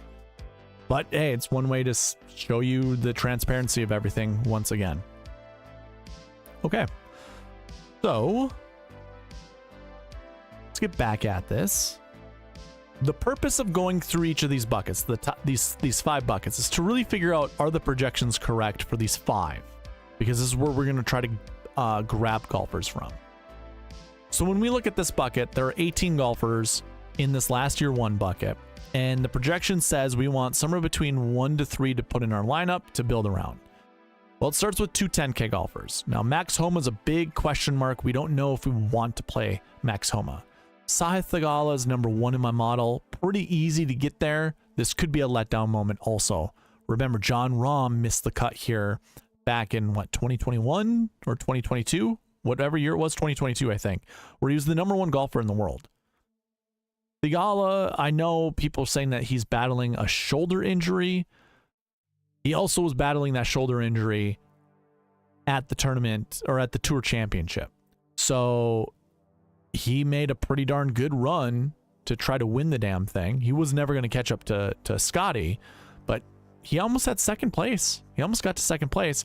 Probably could have if he didn't call a penalty on himself. But yeah, so there's kind of two question marks, but I'm feeling really confident with Theegala, and I don't mind playing Max Homa.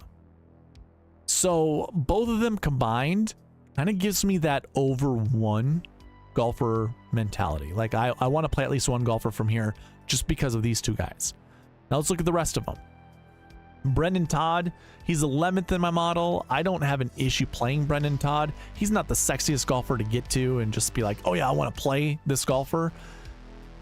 He has an average finishing position of 29th place at this event.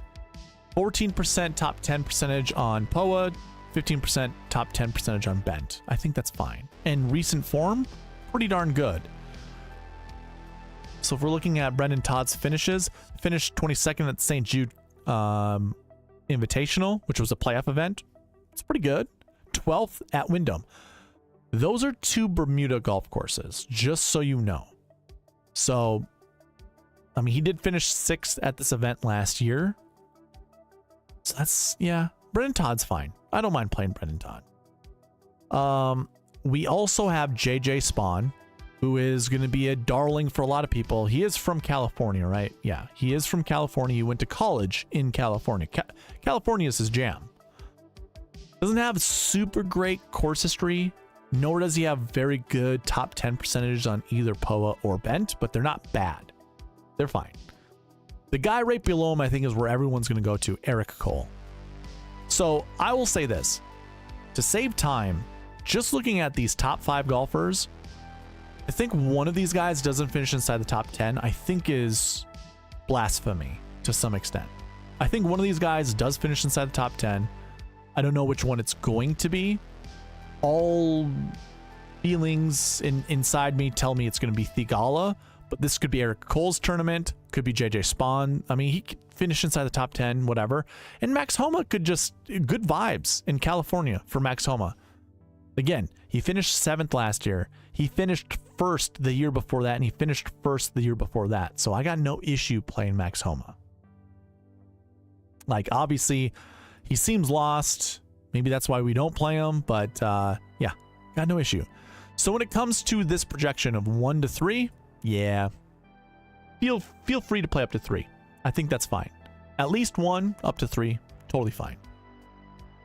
Let's go to recent form 2s, which is the projection for that is also 1 to 3. Now go into the cheat sheet, go into the dream sheet, clear out all your filters, and we're gonna go into course history 2s. That was right. Yeah. Oh, no, not course history 2s. I'm sorry, recent form 2s. We're not using course history stats for our buckets. So recent form 2. Now, the lower the number, the better the recent form. So here are your best recent form golfers. There are 7 of them. Wyndham Clark, Mav McNeely, Brendan Todd, JJ Spaun, Matt Kuchar, Jacob Bridgman, and Trace Crow. Now, Trace Crow, you probably just scratch him out the list. The rest of these guys, I think, are fine to select from. So you know how we were talking about the last year 1 bucket? Todd and Spaun were there, but so too was Kuchar. Those 3 golfers could be, or one of those 3 golfers could be one of the guys inside the top 10 to satisfy the last year 1 bucket. Now you have Wyndham Clark in this bucket as well, which is a good 10K golfer. And then you also have Mav McNeely. This bucket, I'm telling you right now, this is not one of those anchor buckets you need to select at least 1 from. I'm just telling you, these are the golfers with the best recent form. They are in recent form bucket 1. The next best one is recent form bucket 2, and this is an anchor bucket. It says we want to select 1 to 3 golfers from this bucket. And there we go. We got Sahith Theegala up there once again. We have Eric Cole up there once again. We didn't talk about Doug Gim in the last bucket, but he's there. KH Lee is there. And then Chad Ramey. Those are the only 4 golfers from the last year 1 bucket that we were just talking about that are in this recent form 2 bucket. Now here's what I'll have to say about this bucket. You have 21 golfers in it, and we've got a lot of talented golfers in it. Sahith Theegala, talented. Corey Connors, I mean, in any B-tier golf tournament, I have no issue playing Corey Connors. Like Valero Texas Open, No one really goes to the Valero Texas Open, yet Corey Connors plays pretty well there. I think Corey Connors, it feels like he's the most consistent golfer on tour. And what I mean by that is, like, most events, he probably shoots the same score every single round. It's just when the scores are really low, he doesn't get there. When the scores are really high, I guess he doesn't really shoot the same scores. But Corey Connors just always, I don't know how to explain it. If the strength of field is really good, he's going to be in the top 3rd percentile. He'll be 33rd, somewhere between 20th and 33rd place. You remove some of those really good golfers from there, and he stays at that level, but everyone else comes down. That's what I'm trying to say is he's always at the same level, where if there's better talent, you know, he's this much lower than everyone. But when the talent comes down, he stays right here. So I feel like Corey Connors is a good play in this type of field, in this type of event. Pretty good on bent grass, okay on POA, no issues there. And when it comes to last year POA stats, he might have one of the best. 21.14, 22.50 for bent grass. Looking at the last 365 days on those grass surfaces, pretty good. Keith Mitchell, I'm staying away from. I don't know what the hell's up with Keith Mitchell. I don't even know if the guy likes golf anymore, to be quite honest with you. No idea. Eric Cole, we were just talking about him. All signs kind of point to Eric Cole having a good week. You don't have to be super accurate off the tee at this place. Seems like a really good place for Eric Cole to get his first victory. I know a lot of people are talking about it. Patrick Rogers, a California boy, played in Stanford in college. He is from Florida, or his residence is in Florida. But yeah, I think he played college golf and spent probably a lot of his youth out in California. Doug Gim, we were talking about. I got nothing really to talk about with Doug Gim. Don't really care, honestly. But he looks like he's in a Marquee Tee Times, so that might be a good enough reason to anchor around Doug Gim. So I guess when I look at this, I was talking about talented golfers, right? Or that's where I was going to get to. Sahith Theegala is talented. Eric Cole's talented. Mac Meissner, young up-and-coming guy. I think he's kind of talented. I think Matty Schmid is talented. Bad putter, but I think he's a talented golfer. So too is Neil Shipley. And that's probably where I cut the line. Like, I know a lot of people are really high on Svensson. He's won the RSM Classic, so he has won on tour before, but I don't really think he's that talented. I think he's overrated, to be quite honest with you. I think the guy's overrated. But yeah, when it comes to this projection, 1 to 3, I'm in on it. The next one is recent form 3 buckets. So all we gotta change is the filter from recent form 2 to recent form 3. And you get Max Homa. You get Luke Clanton, Minwoo Lee, Tom Hoey. I don't even have to say any more names. I'm so in love with Luke Clanton this week that him alone in this bucket means it's a 1 for me, no matter what. I like Luke Clanton. I'm also a sucker for Minwoo Lee. I got no issue playing Max Homa. I got no issue playing Tom Hoey. So out of those 4 golfers, you put well, I would put 33% exposure on Clanton, 33% on Minwoo, and I would split 15%, I guess technically 17% between, or not split. The remaining 33%, half of it would go to Homa and half of it would go to Hoey, and I got no issues there. But I also don't mind playing some of these guys down here. Lanto Griffin, no issue playing Lanto. He's in the 6K range, so I'm, 4%, 5% or less. Don't mind going to Nick Hardy, Matthew NeSmith, no issues there. Patrick Fishburn, I don't mind playing him, or even Andrew Putnam. And then you have Rico Hoey, who kind of played some good golf towards the end of the year, so I got no issue playing him. CT Pan's too much of a wild card. That guy has been battling an injury this entire year. He battled an injury last year. I think it's the same thing. I think it's his wrist, his forearm. He did play in the Olympics and he played well. considering that he withdrew the year or the week before, I believe. Let's see, where is CT Pan? What was his price tag again? $7,700. So he's right here. Yeah. So, okay. It was a limited field at the Olympics, and he was playing better than 18th. But then the next week he goes to the Wyndham and he withdraws. That is, and like, I mean, course history at this event, not super great. He has the potential to do well. I think if he's in it, he'll continue playing. If he's not, he might withdraw. Just giving you that warning right now. That's all I really have to say about this bucket. I don't mind playing a lot of these guys down here, but the top guys, yeah, I won't be all in on them, but I've got no issue playing any of those guys. And then 10K golfers. This is a 1 to 3. So there are only 3 golfers in it, and it's got a high frequency rate. It's got a high success rate. So of all 10K golfers, 34% of 10K golfers have finished inside the top 10. Of all 10K golfers that have ever played at this event, 34% have finished inside the top 10. There are 3. So if you use those percentages, 33% of 3 is 1. So I think we can probably find one guy in that 10K range, and I don't mind if it's Theegala or Wyndham Clark or Max Homa. I don't know if I would go 100% exposure on 10K golfers. I probably would go 90%. So if I'm building 100 lineups, 10 of them will not have a 10K golfer in them, but 90 of them will. So I'll just say that. And I'm not going to show you that range. Stroke chain 2. This is just positive off the tee with positive putting and a negative stat in between. So I guess we can actually dig into this one. I got no issue doing that. Easiest way to do this when you're on the cheat sheet, just sort stroke chain stats A to Z, and you'll find all your 2s. It's all color coded. So even if I open this up for you guys, I always hide it because it's kind of messy. I could do this. I could hide this column instead. So you can see your golfers right here. So I'm going to scroll all the way over. Well, let's actually look at grass stats first. Or the course fit. So okay, I'm just going to hide this. I'm just going to show you the 2s.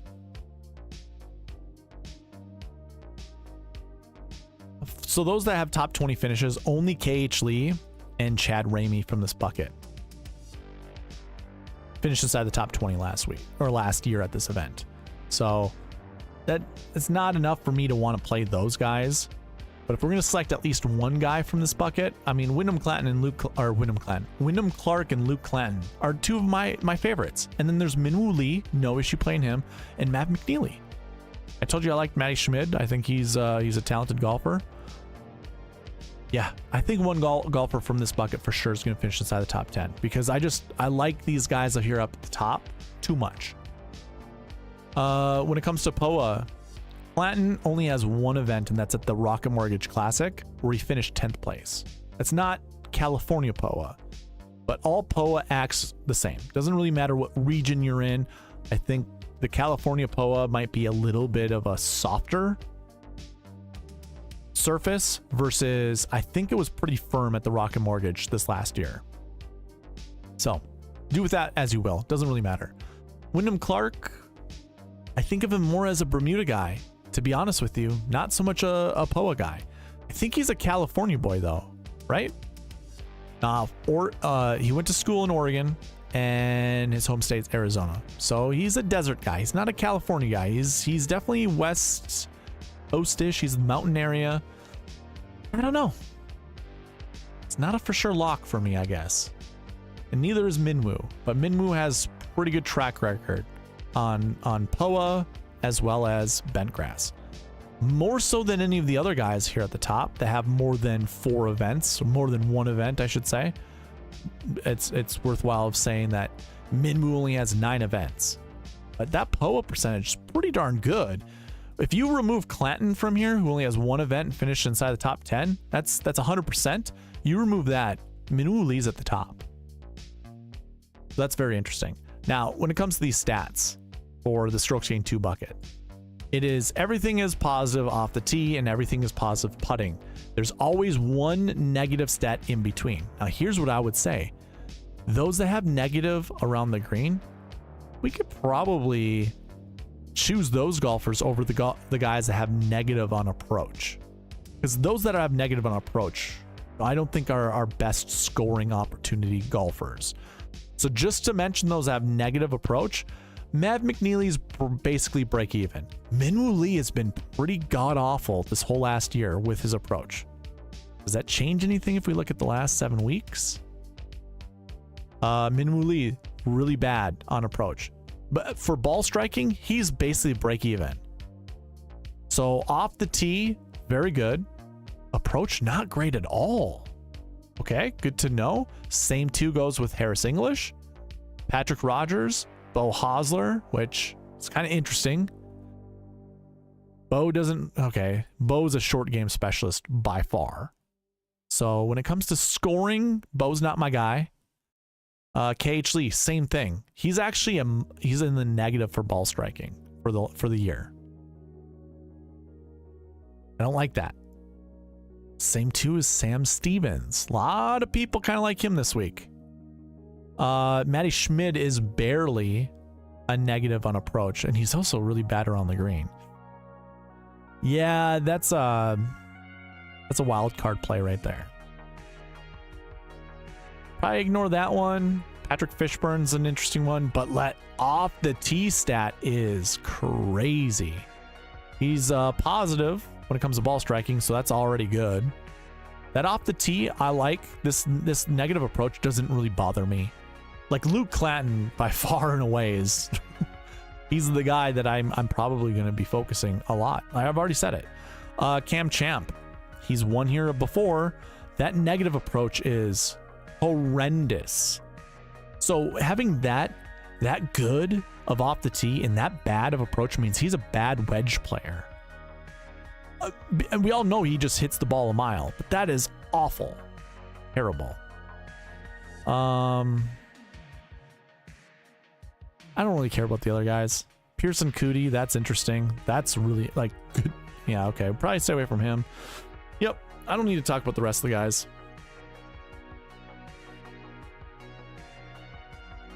I like Luke Clanton the most, then Wyndham Clark, then Minwoo Lee, although that a negative approach kind of scares me. I won't lie. Who did I say down here that I didn't mind? Patrick Fishburn. So Fishburn actually kind of has my attention. Fishburn, I think it's just really Fishburn.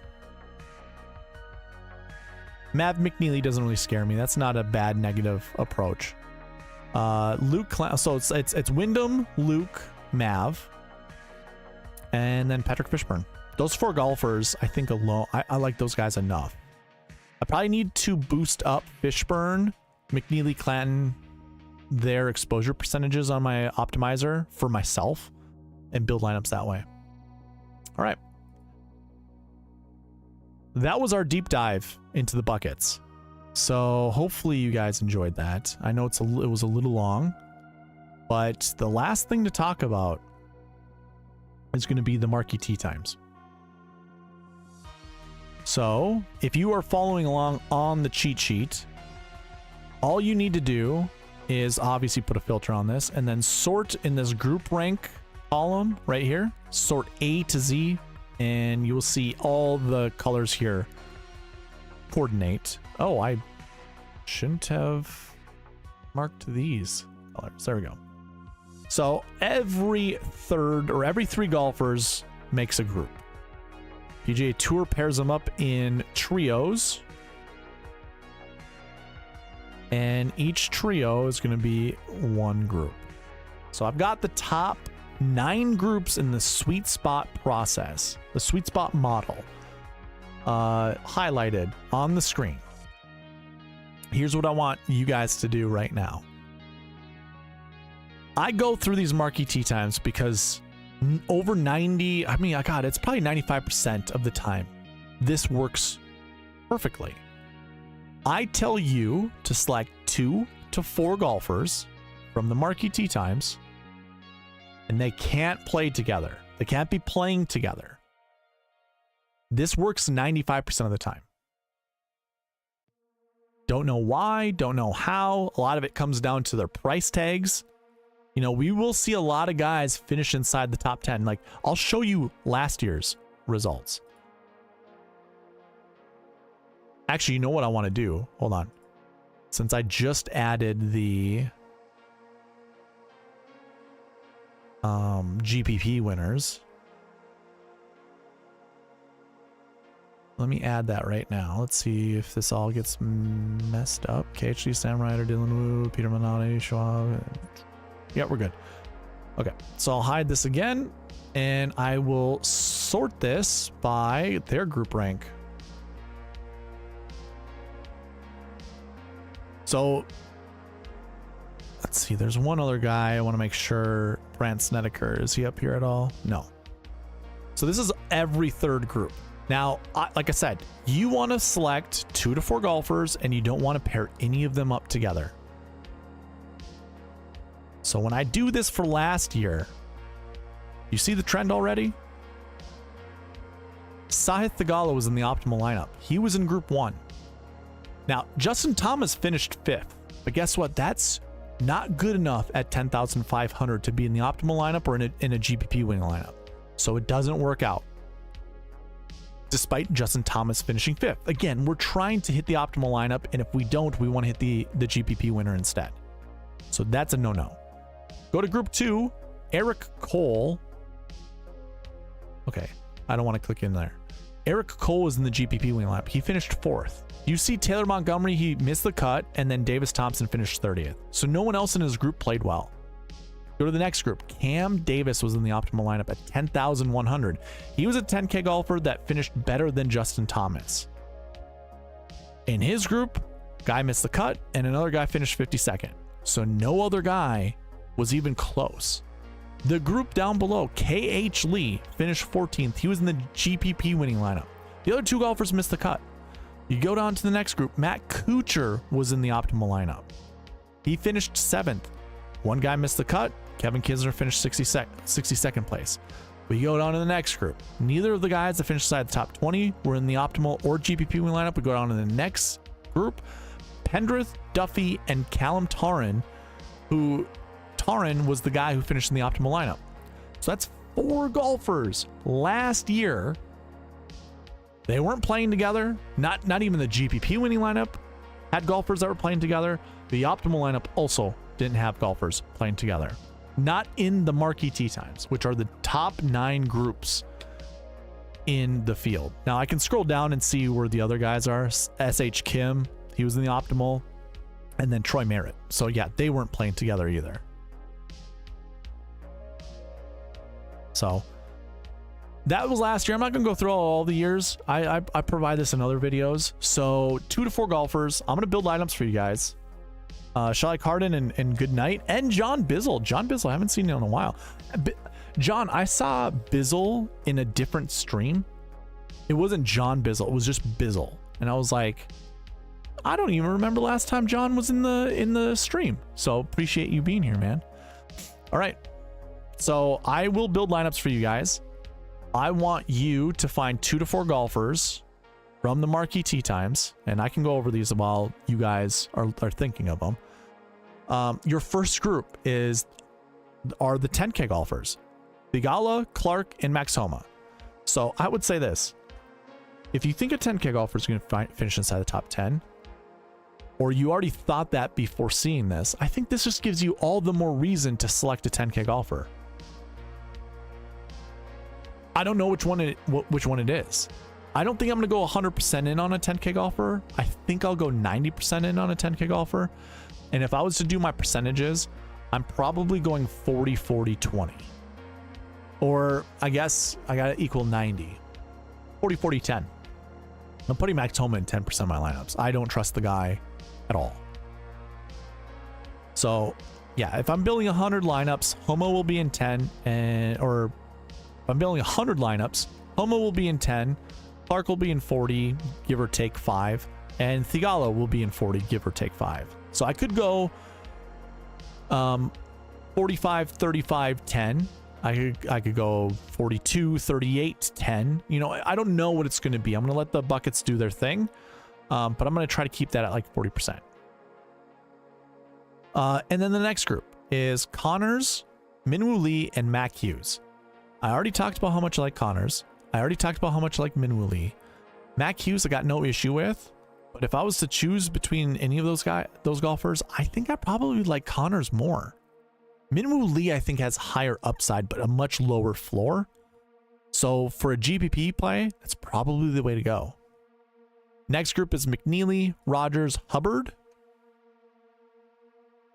Any of those guys are just fit play, like just throw-in plays.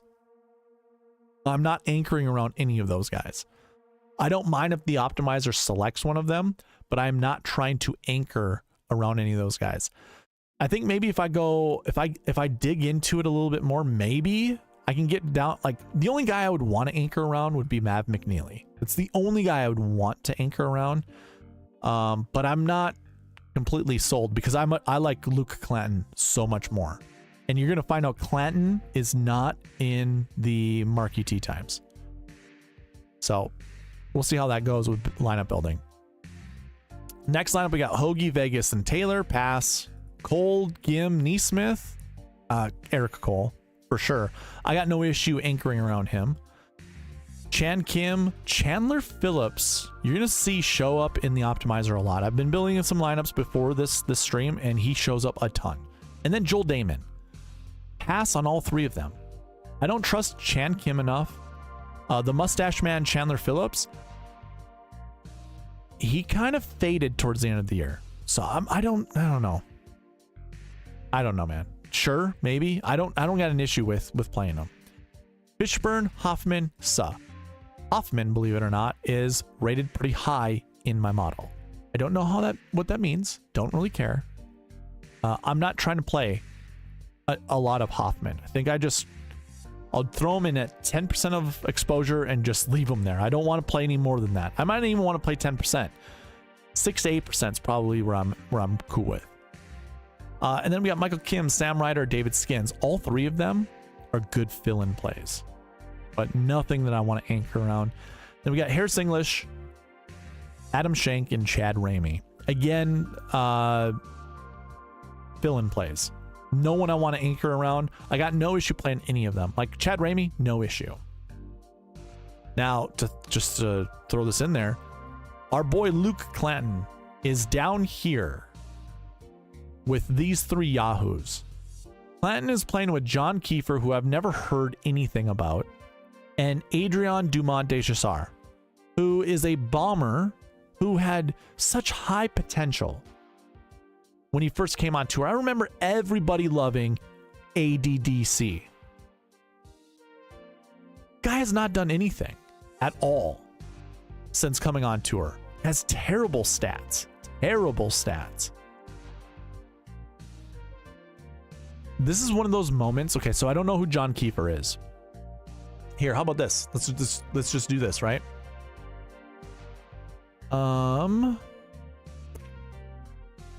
Go here. I'll throw this off to the side. Let me look up John Kiefer. I just want to make sure John Kiefer is a dude that I can look up safely. John Kiefer the fourth, just so you guys are aware, plays for Baylor. Texas boy. Oh my good God. Look at this guy. 23 years of age. So he's probably played with, what's his name? He just finished third, looks like. When was that? At the Fortinet Cup Championship. I guess we've got some synergy here. This used to be called the Fortinet Championship. So the bio. He's from San Antonio, Texas. Has made $160,000. That's not terrible for being on the PGA Tour Americas tour. 23 years of age. Where did you go to college?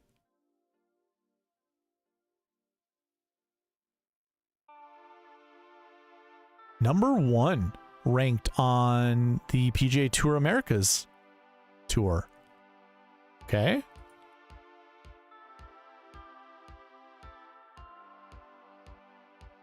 Scoring average is 66, so he scores low. Bounce back 40%.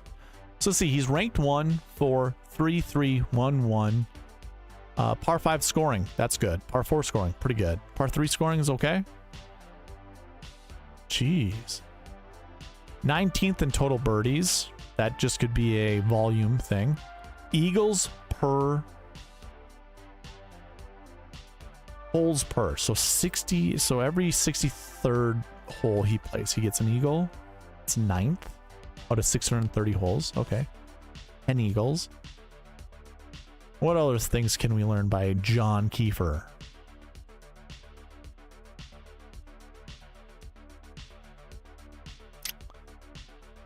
Average final round, his scoring average. That's pretty darn good, man. So he doesn't falter when he's coming in on Sunday. We don't need to look at all of these things. Latest, nothing. Results.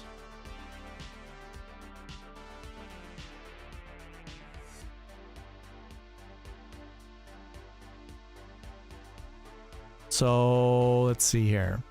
Fortinet Cup finished 3rd. CRMNC Championship finished 4th. Won the Canada Rail Park Manitoba Open. Second, 19th Ottawa Open. The Bromont, hey bro, top 6, second, and 5th. It's pretty good. How many? Oh yeah, I already opened up the. How many golfers are on this, like, play in this tour? Neil Shipley was here, by the way, at this last one. So if we think Neil Shipley is a good player, John Kiefer just played better than him at this Fortinet in TPC Toronto. Luke Long, let's see, are there any other guys that we can... Patrick Flavin, we've seen him on tour before. Nesbitt, we've seen before.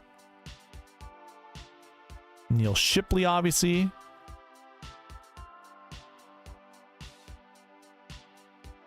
I mean, this is just a one event thing. There's nothing that we can really extract from this, but it's good to see, or good to look at.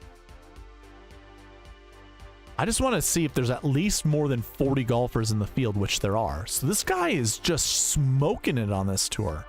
Looks like it's a full field event, like 100, at least. Well, it goes down to 64. Let's see, 1, 2, 3, 4. Yeah, it's about 130. 132 golfers, I would imagine. That's just a guess from my speed counting, if you could tell.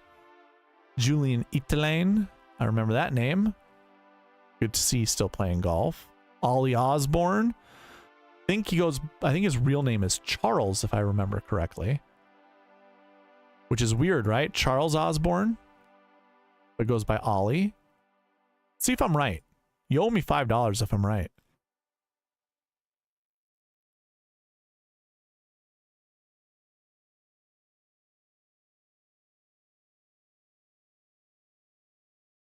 I guess it's not going to show me.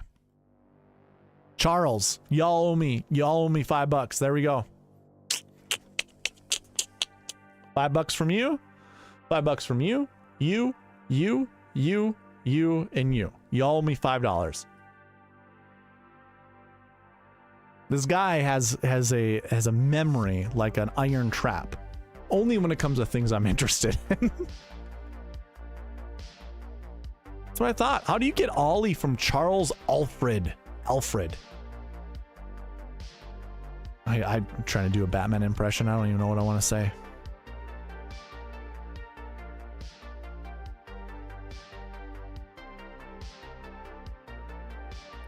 Okay. Okay, so John Kiefer is a pretty good golfer. That's what we've learned. So Kiefer... okay, cool. I like that. I think that pushes Clanton a little bit more. And if you want to put a little, like, Kiefer at $7,400, if you want to, play a little John Kiefer, just did a little quick deep dive on him. Got no issue with it, man. No issue. Okay. So I do have, forgot to stamp anything. So I'm not going to stamp anything. I'm just going to pin them to the board. Stamping thing was nice. Actually, you know what? It is very nice. Now that I think of it. I'm just thinking about how I enter them into YouTube. It's pretty nice to have.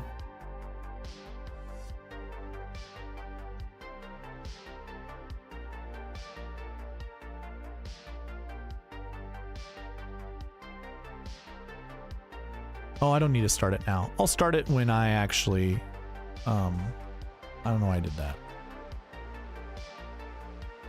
All right, we got lineups in there, and look at the turnout that we have. Philip Hall, by the way, you should go check out the beginning of the video. You are a giveaway winner. And like I said at the beginning of the video, and I forget to mention this every once in a while, you have to contact me. If you've won, you have to contact me. And I will give you... I need to find out where to send you money. And I need a reminder. Theegala and Mav. Okay.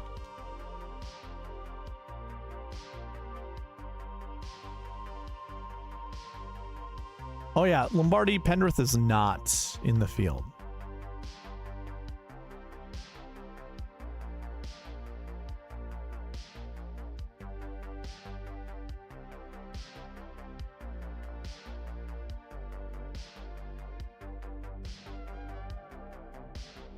I'll just put Lombardi Lee there. Lombardi, if you're still in the chat, can you find someone other than Pendrith? Because I don't think Pendrith is in the field. He'd be up at the top. Pendrith is not here.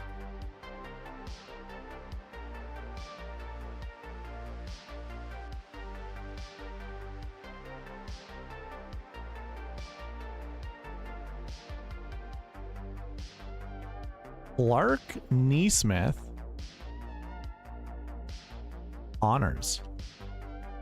Interesting lineup. Oh, did I miss Phillip? Yeah.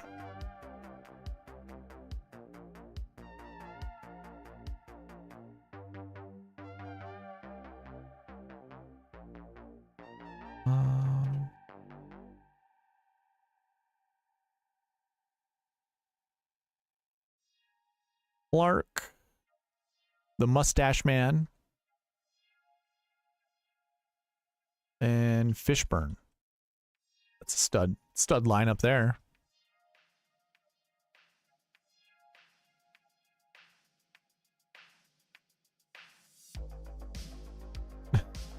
No Scotty Burns. Yep, you're wrong. That's right. There's no Scotty Burns. Too bad for our boy, Harden.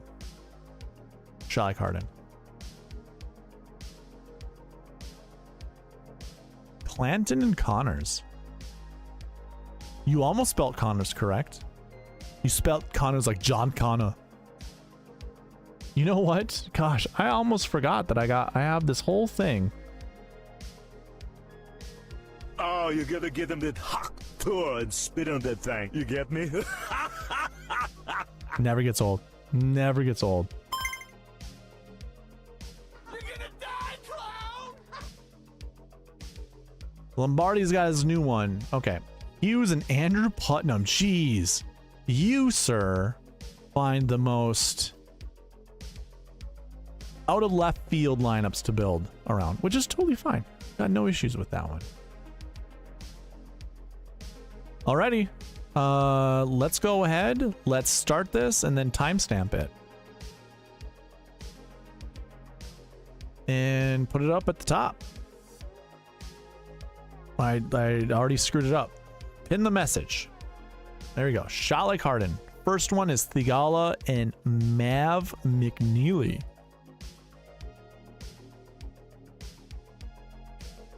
Timer is going on. I'm going to give you guys all 3 minutes to build lineups around, and let's get going.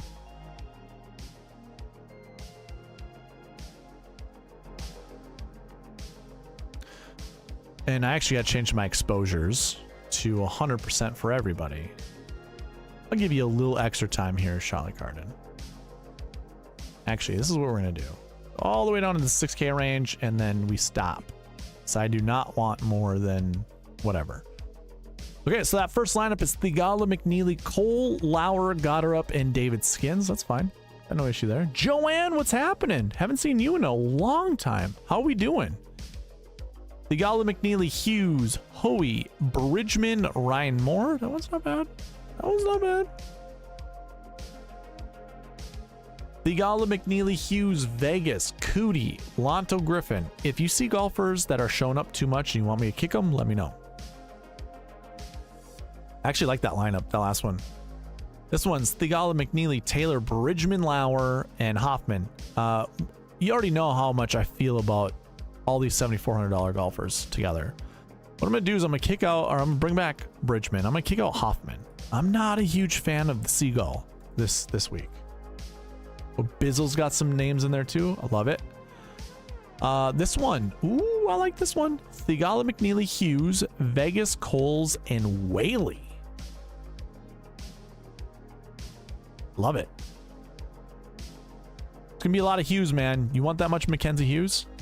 This one's Theegala, McNeely, Hughes, Nick Taylor, Jacob Bridgman, and Bob Shelton. I like it.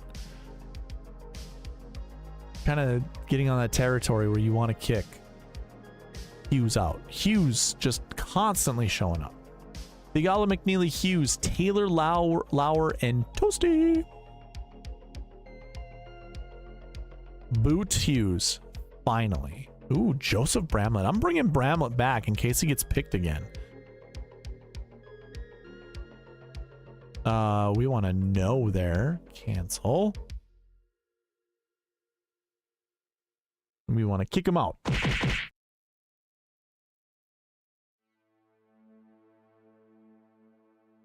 We had Kuchar instead. Hey, dude, I have no issue playing Matt Kuchar. I will if it shows up too much, but a couple lineups here and there, no problem.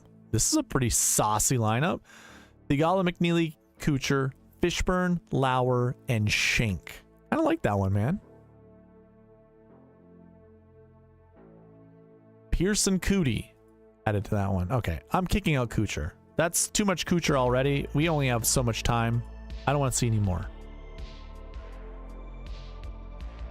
KH Lee, I'm also going to be giving the boot to. That is okay. Let me bring back some dudes. I'm gonna build you a couple more lineups, although the timer just went out. I don't want to waste like good potential lineups. It's like Bob Shelton I want to bring back. Toasty I kind of want to bring back, but I won't. Oh, they're not gonna get picked anyways. The percentages are too high. Okay. This is very interesting too. I do like Sam Ryder. I don't trust Johnny Vegas. I'm gonna bring back Ryder. How, dude, Sam Ryder is the king of 7K flat. You go back and you look at all the tournaments he's been in, he's almost like just a 7K flat king. Oh man, like Nick Taylor, I don't trust that much. Another good lineup. Got no issue with it. But I don't want to waste a Sam Ryder lineup with that. Okay, this one's fine. I think this one works for me. This is going to be the last one.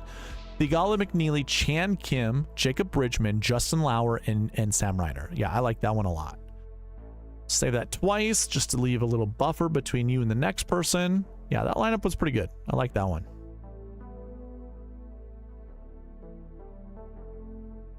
All right, so those were some good lineups. Before we get to the next one, I'm going to do this. We're going to add the last two people who just came in, Joanne and John.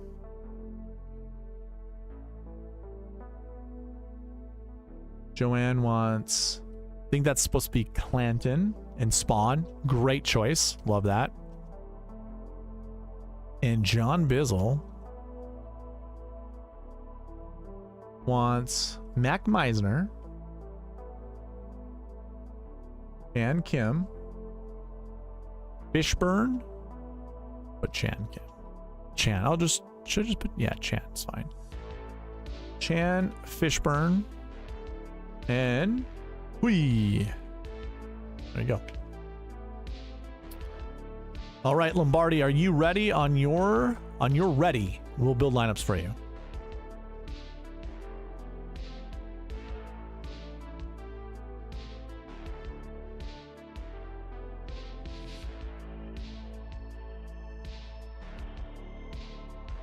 Hughes and Putnam. Very interesting choices.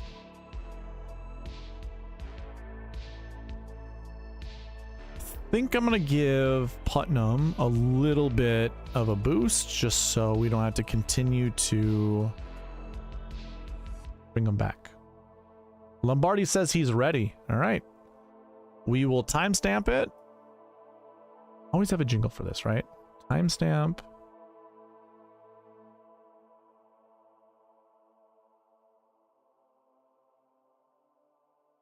I don't remember. It's like pin, timestamp, and something. Darn, I'll have to go back.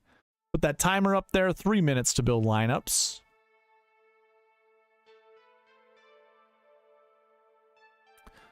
And we start out pretty balanced. We go McNeely, Mitchell, Hughes, Kuchar, Vegas, Putnam. All right. Already off to a very different start. Luke Clanton, Mav McNeely, Bo Hosler, Mac Hughes, Putnam, and the Mustache Man. That lineup is very good, dude. I like that lineup a lot. Make that one red too. I like that one. That's a good lineup. Hot damn. Again, I keep forgetting. That's what we needed for that. Clanton, McNeely, Mac Hughes, Meissner, Putnam, and Lauer. Holy crap.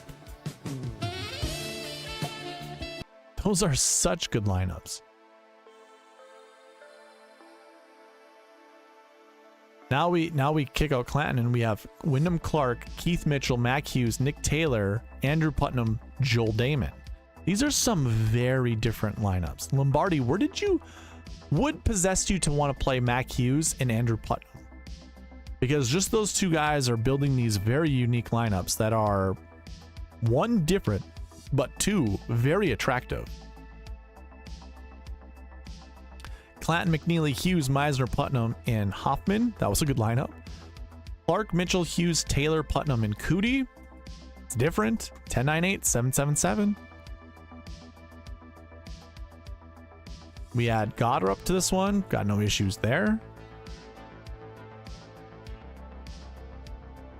Clanton, Mitchell, Hughes, Meissner, Putnam, Hubbard. Pretty solid too. Joanne, good luck to you too. Clark, Svensson. So I'm not a huge Svensson fan, but hey, no biggie here. We got Clark, Svensson, Hughes, Taylor, 3 Canadians, Putnam, and Hubbard. Okay.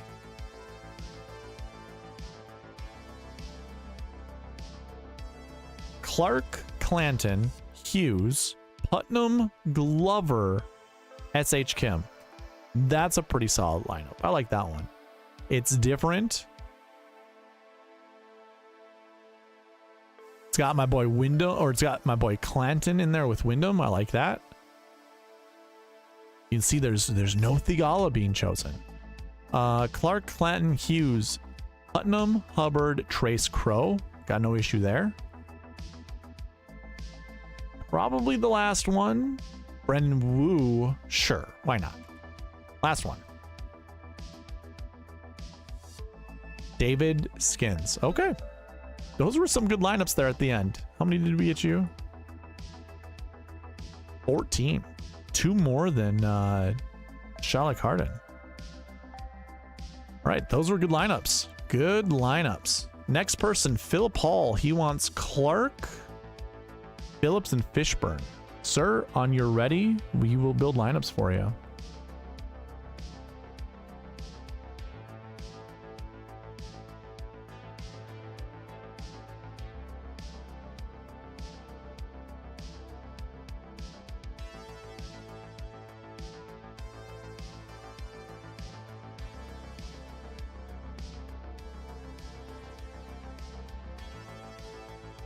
I also like these too.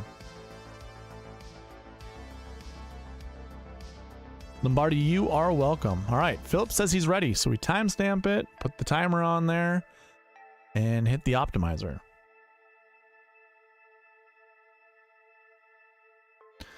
We get Clark, Connors, Fishburn, Actually, let's remove Putnam from the point totals that he had.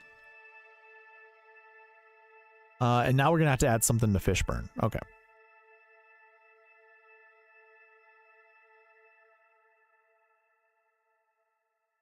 Let's run that again.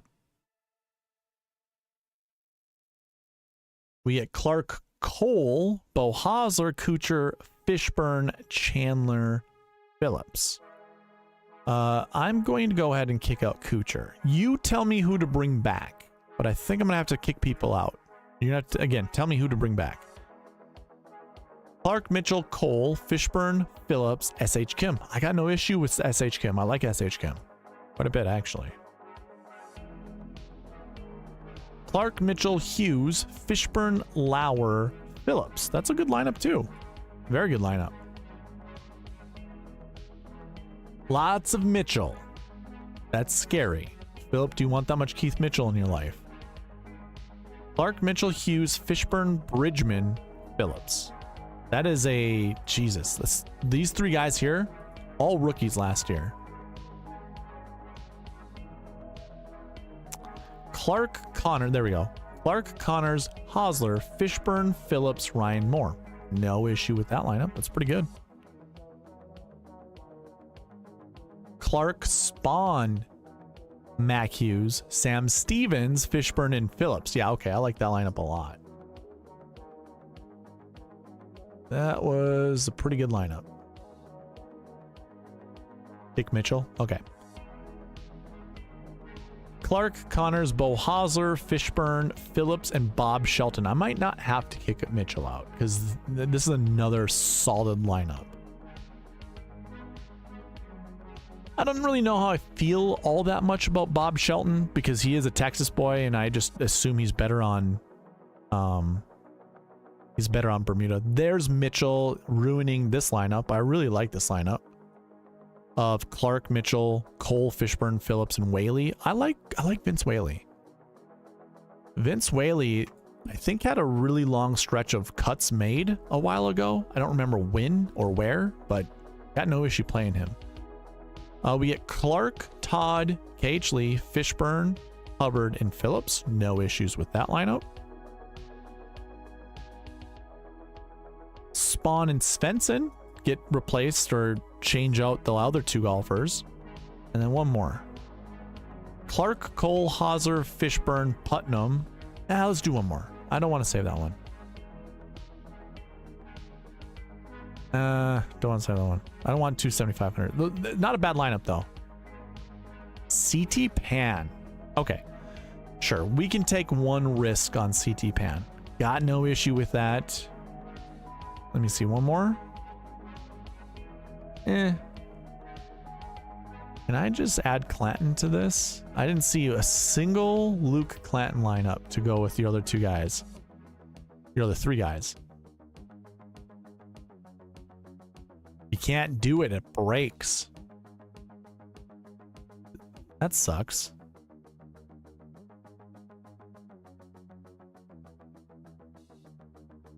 Must overdo certain buckets? Or maybe not. Well, that's a bummer. Can't put Clanton with Clark, Phillips, and Fishburn, apparently. It is what it is. All right, so those were lineups for Phillip Hall. Phillip, I hope you like those lineups. Forgot to save an extra one. Well, hold on. Timeout.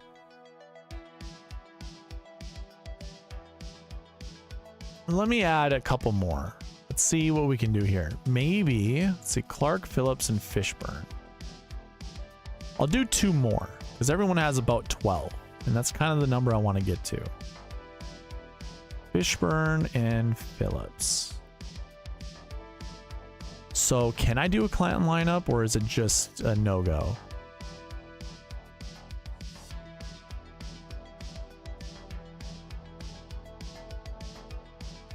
It's a no-go. Can't do Clanton at all. Same goes with Minwoo Lee.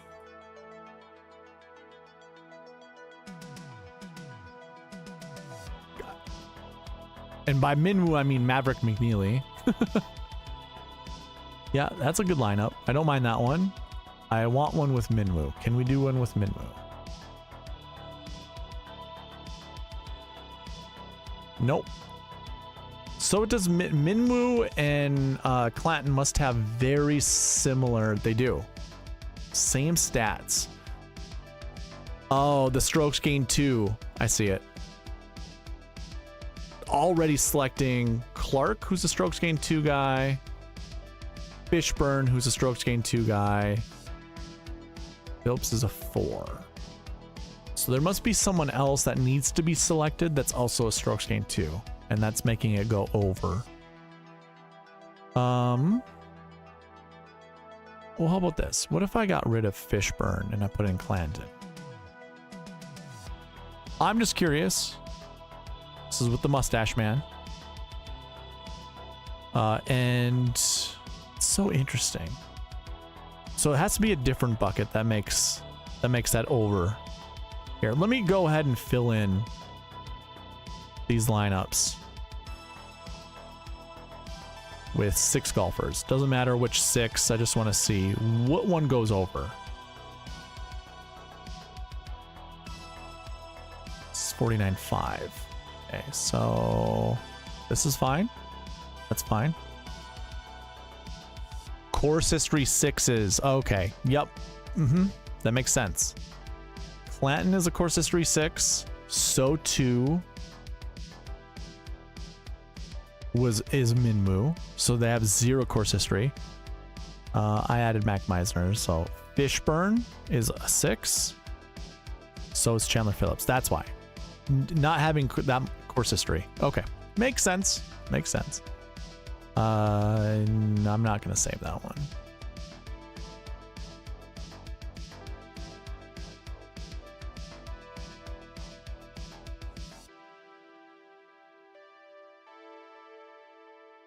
Let's do a Clark, Fishburn, and Clanton lineup. It won't pick Phillips. So we have 1 Phillips with Clanton, 1 without. Let's not do one with Mark Hubbard. In fact, I don't want to do any of the other ones with 7,500. Get out of here. It didn't even do it for me. Don't matter. This one's solid. Holy hell. Yep, that one's one of my favorites. Clark, Clanton, Cole, Fishburn, Ryder, Vince Whaley. The ones I really like, we paint them black, and then we write with red lettering. Love it. Okay. Sorry that took a little bit longer. We move on to the next one. Good night. Are you here, sir? He wants Clark, NeSmith, and Connors.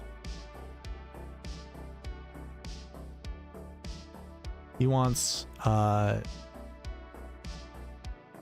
he spelt Connors correctly, so we don't get the Arnold impression. Matthew of the NeSmiths. Where is the guy? There he is. Well, if Goodnight doesn't get here before. There he is. Darn it. Oh, you still get it though. Tour and spit on that thing. You get me? Joshua Maz, what's up, man? Alrighty then. I think it is. This is how it's supposed to say. We timestamp, timer, optimizer. There we go. Wow, we're leaving $800 on the table. That's right, I need to lessen this. We get Clark, Connors, Fishburn, Lauer, NeSmith, SH Kim, leaving $800 on the table. Again, I don't mind doing that, but it's very rarely. I don't want to do it all the time. Philip, you're welcome, sir. All right, now we use up more of the salary. We get Clark, Connors, Kuchar, Johnny Vegas, Matthew NeSmith, and SH Kim. So I need to kick someone out. I am going to kick out Kuchar. Like 2 Kuchars is enough. We don't need any more. This one has Clark, Connors, Hosler, Phillips, NeSmith, and SH Kim. I'll save that, but we're going to kick out SH Kim. And while we're at it, we're going to boost up NeSmith.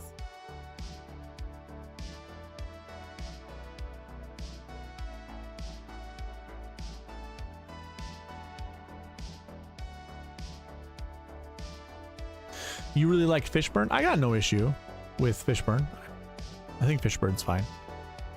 Clark, Connors, Meissner, Lauer, Phillips, and NeSmith. I like that, but we're going to have to boot someone out because NeSmith is too low. I think we kick out the mustache man, Chandler Phillips. It's a lot of Phillips we've already built tonight, and I don't need to see that much more. Okay, yours are unique, but we can see 1 or 2. That's fine. This lineup has Clark, Connors, Vegas, Bridgman, Lauer, and NeSmith. Got no issue with that one. I'm going to go ahead and kick out Vegas, though. I do not need to see that much Vegas either. You can also tell me to bring people back. Good night, just so you know.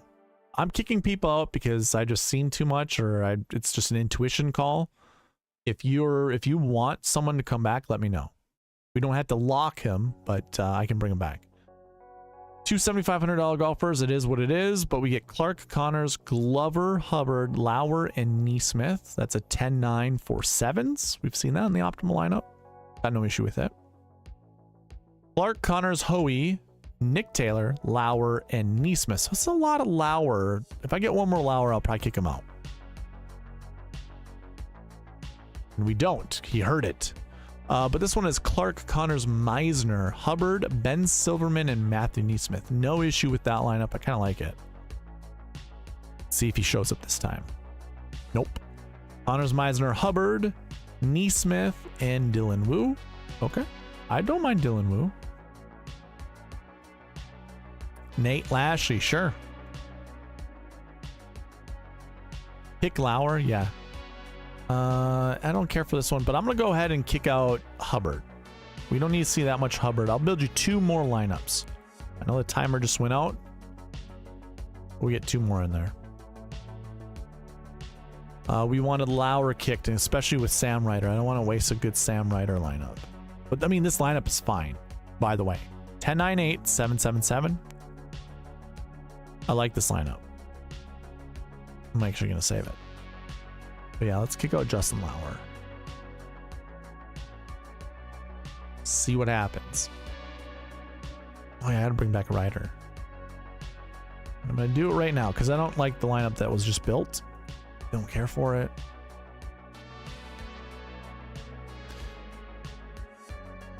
Okay, this one's fine. Clark, Connors, Meissner, Nick Taylor, NeSmith, Lonto Griffin. How many we got for you? 12? All right, that's good. I just want to try one more lineup without Nick Taylor in it and without Meissner in it.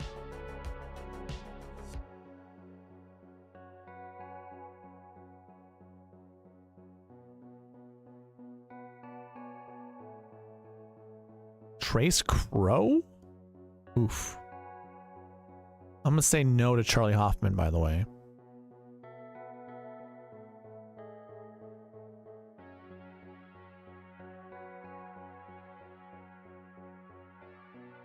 Clark, Connors, Hosler, Woodland, NeSmith, Sam Ryder. Sure, that's fine. We can have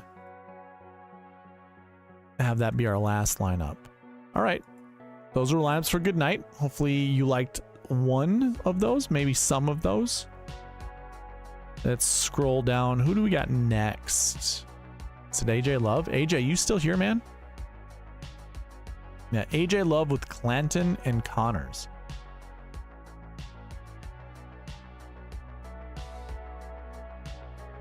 Yeah, I say no drugs.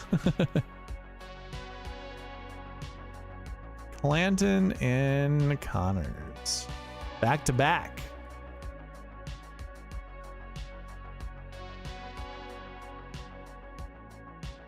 AJ says go. Okay. Let me go ahead and put this up there. Replace pinned message. timestamp this one for AJ Love. Throw that timer back up. We already timestamped timer and now optimizer. Thanks. I think I saw a winner there somewhere. I do too. Those were some good lineups. All right.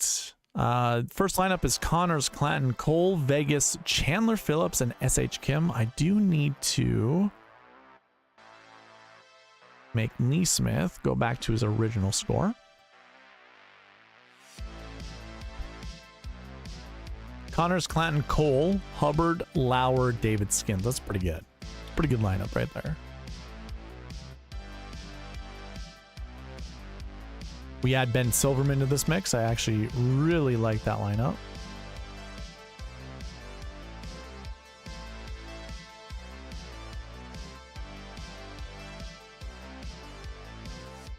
Connors, Clanton, Kuchar, Vegas, Lauer, Chandler, Phillips. Yeah, I don't mind it. This Kuchar Vegas thing, though, is what it is. I don't know. Connors, Clanton, Kuchar, Taylor, Hubbard, Chandler, Phillips. Sure.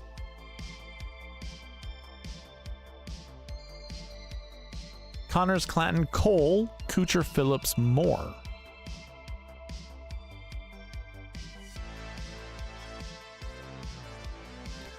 This one's interesting. Connors, Clanton, Cole, KH Lee, Phillips, and Whaley. Sure. I mean, KH Lee is your wild card in that lineup, and I think it's fine. Oh, man. I would like this so much more if Charlie Hoffman was not in the lineup. I'm going to save it and kick out Hoffman. Bring back Bridgman, kick out Hoffman.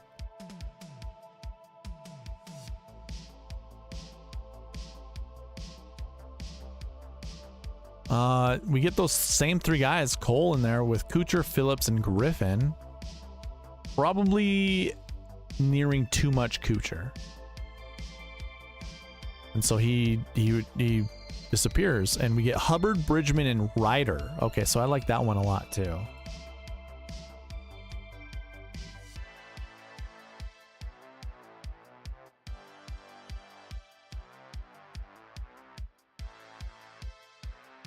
Connors, Clanton, Kuchar, KH Lee, Hubbard, and Chandler Phillips. Yeah, that's all right. Pretty good. Is that what you want to hear? You want to hear that? Pretty good. It's pretty good. This one is that whole thing right there. We get Connors, Clanton, Cole, Kuchar, Phillips, and Bob Shelton. I'm kicking out Kuchar. That's too much Kuchar, man. I can't stand Matt Kuchar.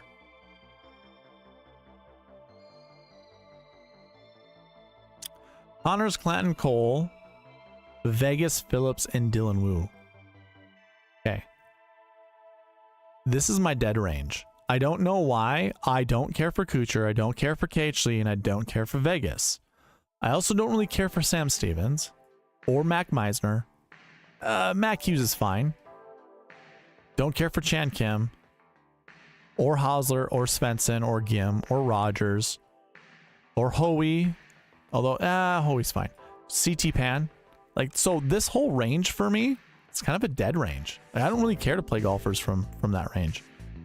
The more this has been going on, it's really been trying to go with Kuchar or KH Lee or Vegas. And it's like, get out of here. I don't care for any of those.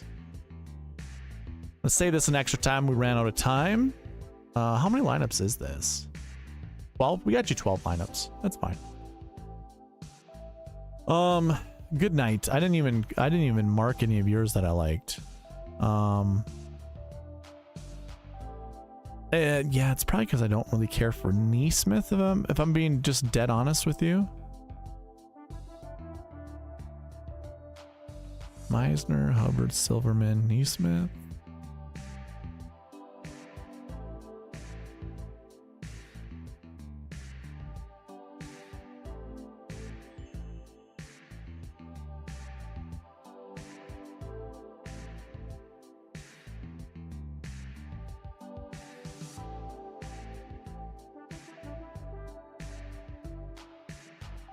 Yeah, I guess that's it, man. I can't really see many of the other ones today. And I could be completely wrong. Like I built a lineup for Ryan Henson last for the Sony Open, and I'm just like, this is ugly, but it just might work, and he won a GPP with it. So doesn't just because I don't like it or can't find things that I like doesn't mean it can't win. All right, so we got Joanne, who I think said she left, which is fine. Actually, John should be first. I'll do Joanne's quick. Joanne, if you are in the chat, let me know. I think you left, though. So, Joanne wants Clanton and Spaun. Neither of them are in the Marquee Tee Times, and that's fine. I'm sure that the Marquee Tee Times, or the optimizer will find those guys.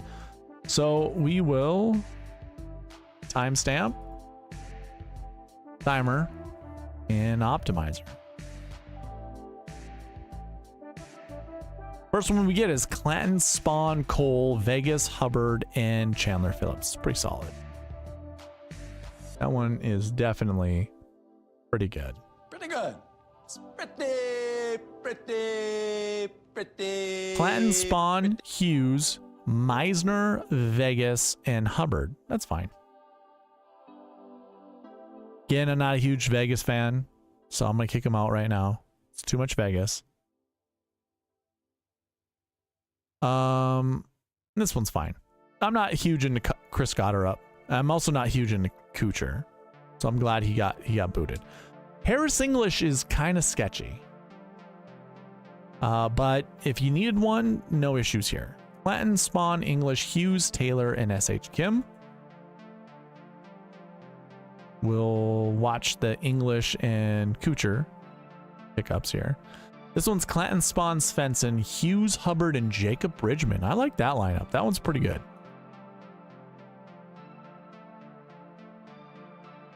Clanton, Spaun, Svensson, Hughes, Taylor, Lauer.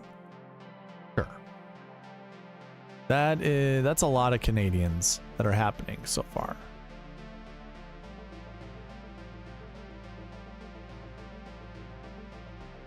The Seagull. We get Clanton, Spaun, Svensson, Hughes, Taylor. That's a lot of Canadians. Jeez. Nick Taylor, you're out. I'm just going to do some of these. I'll do one more Kuchar lineup. If Kuchar shows up, fine, whatever. That's it. And this is the last English lineup. So we get Clanton, Spaun, Harris English, Hughes, Hubbard, Michael Kim. Sure. I'll save that one. That was the last Harris English lineup. Not too high on English, but hey, maybe this is the week. Maybe this is why we should play English. This is probably going to be the last Svensson lineup. Probably. Clanton, Spaun, Svensson, Hughes, Glover, and Hubbard. Who do I kick? Svensson or Hughes? I'm going to go with Svensson. And then Hughes. If Hughes shows up here, we'll give him the boot. He does, but it's still this is a really good lineup. Clanton, Spaun, Hoey, Hughes, Fishburn, Sam Ryder. Yeah, that's going to be one of these guys.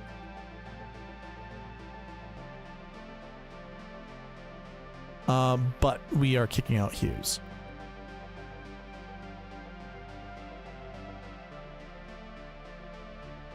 Clanton, Spaun, Cole. Oh my God. Kuchar, Hoey, and Shank. Sure. That's the last Kuchar lineup. And the last lineup for Joanne. Clanton, Spaun, Cole, Hoey, Hubbard, and Woodland. That's actually a really good lineup to end on for Joanne. Those worked out well. That's pretty solid. 10 lineups. Those 10 lineups are really good. John Bisel, are you in the chat, sir?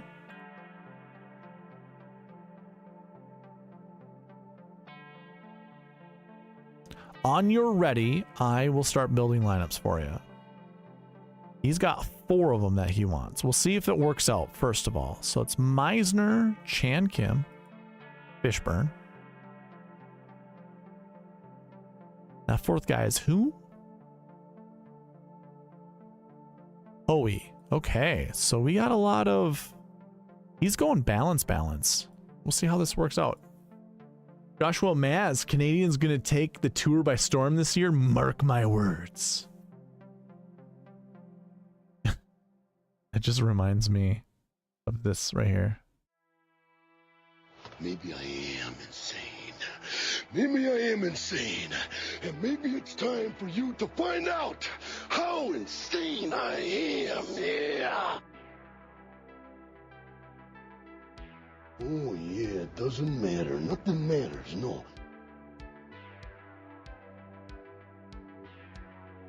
I think that your time is done, and I think that the spotlight should go on top of me. Yeah.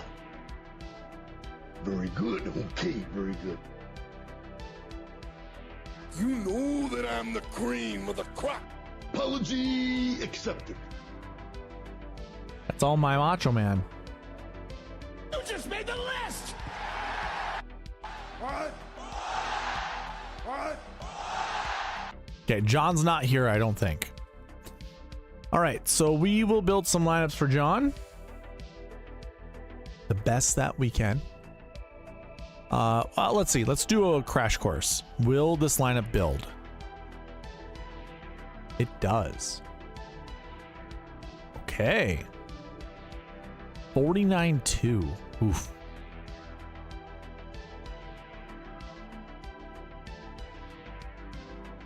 Okay. Yeah, this is going to be very limited. Now that I look at it, I'm not asking it to choose more than 2 AK golfers, so it kind of already is limited there. And it can't choose a 10 and a 9. It can choose 3 7Ks. Wow, okay. So this is going to be very limited. And since John's not here to let me know how to change this for him, we're just going to go ahead and timestamp this, put that timer up, and start building lineups for him. So that was the first one. Was Clark, Kim, Meissner, Hoey, Fishburn, and Lauer. That's fine. It's fine. But now I got to make decisions. We got to kick out Lauer. I can't really kick anybody from the top out, so it's going to probably be Clark or Theegala. This one's pretty good. We add Bridgman to it. We're leaving $800 on the table. So, I mean, this is, yeah, we're probably going to run out of, there it is. It broke. So I think the first, okay, John, I'm going to have to make a decision for you. I don't know how much you like. Okay, I'm going to go based off of who you put in first. You put in Meissner, Kim, and Fishburn. So I'm going to go ahead and kick out Hoey as your last guy in. I'll build like 3 lineups here with these 3 guys, and then I'll switch out Fishburn for Hoey, and then I'll build 3 more. I'll try to mix and match the best I can, but the combination of golfers don't work well with the optimizer. These 3 golfers don't work well with the optimizer. Okay. So let me kick out maybe Kim and bring back Hoey.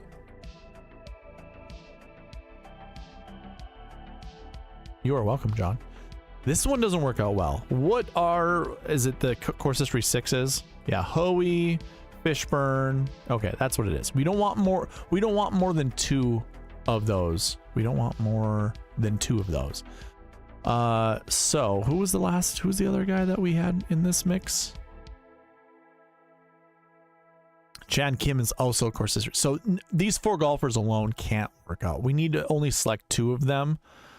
So let's just do this.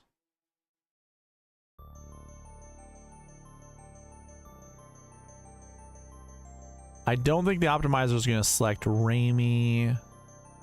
Actually, here, let's do this. Ramey, Shank, or English together.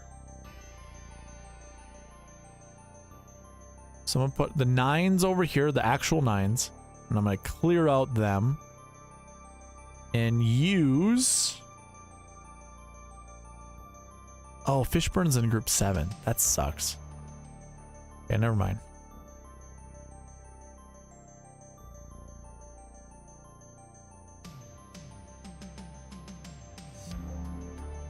Okay. We gotta make a decision. Actually, I can probably just do this for you. We'll go Meissner and Kim as our first two. And then we'll go from here. We get Clark, Kim, Meissner, Kuchar, Vegas, and Lauer. Okay. I'll just save that just to have something out there, but yeah, that's Kuchar and Vegas are showing up so much in these options. I'll build 3. I like seeing this. Okay, cool. Clark, McNeely, Kim, Meissner, Ryder, SH, Kim. That works for me.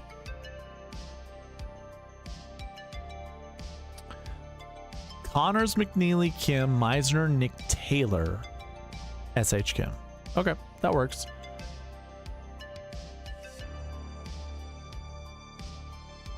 Let me go. I want to do one more. Bisel, you are behind, sir. Make sure you're caught up and hit that live button whenever you hear this. I'm building lineups for you already. Actually, the timer already went by, but I'll here. Let's just do this over. I'll give you three more minutes since we're trying to figure it out. Connors, McNeely, Chan, Kim, Meissner, Nick Taylor, Dylan Wu. That one's fine. I don't want that much Nick Taylor though, so we'll kick that out. And last one for this duo, and then I'll switch to a different duo. Lauer and Ryder. Okay, Connors, McNeely, Kim, Meissner, Lauer, Ryder. I like that one. That one's actually a really good one.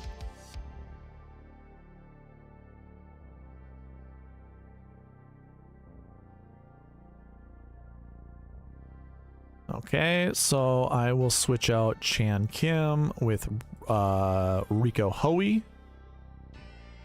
I'll build like 2 or 3 this way. Clark, Cole, Meissner, Hoey, Hubbard, and Justin Lauer. I'm going to kick out Lauer.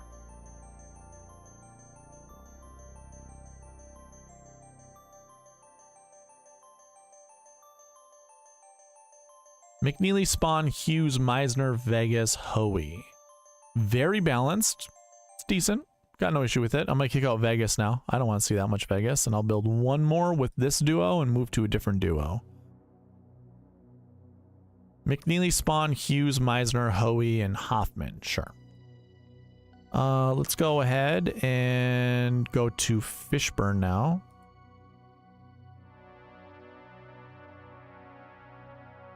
Build 2 or 3 lineups this way. Good night, good night.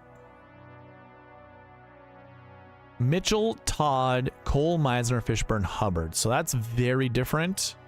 I don't hate it. Not a huge Mitchell fan and not a huge Todd fan, and putting them together, not huge about that at all. Let me kick out Hubbard.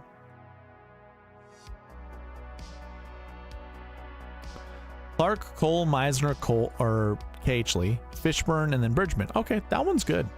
I like that lineup. Let's change out. Let's see, well, how many Fishburns was that? 1, 2. We'll go do one more Fishburn. I'm going to kick out KH Lee. Again, this is a dead range that I don't care much for. And this lineup's fine. Clark, Cole, Meissner, Sam Stevens, Fishburn, Bridgman. That's actually a really good lineup.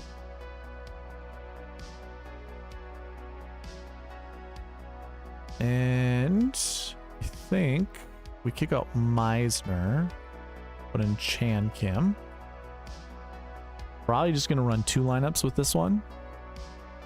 McNeely, Todd, Cole, Chan Kim, Fishburn, Goddard. That one's fine. McNeely, Todd, Kim, Hughes, Fishburn, Putnam. Okay. Take Fishburn out of this one. Actually, let me try one more. We'll kick out Putnam.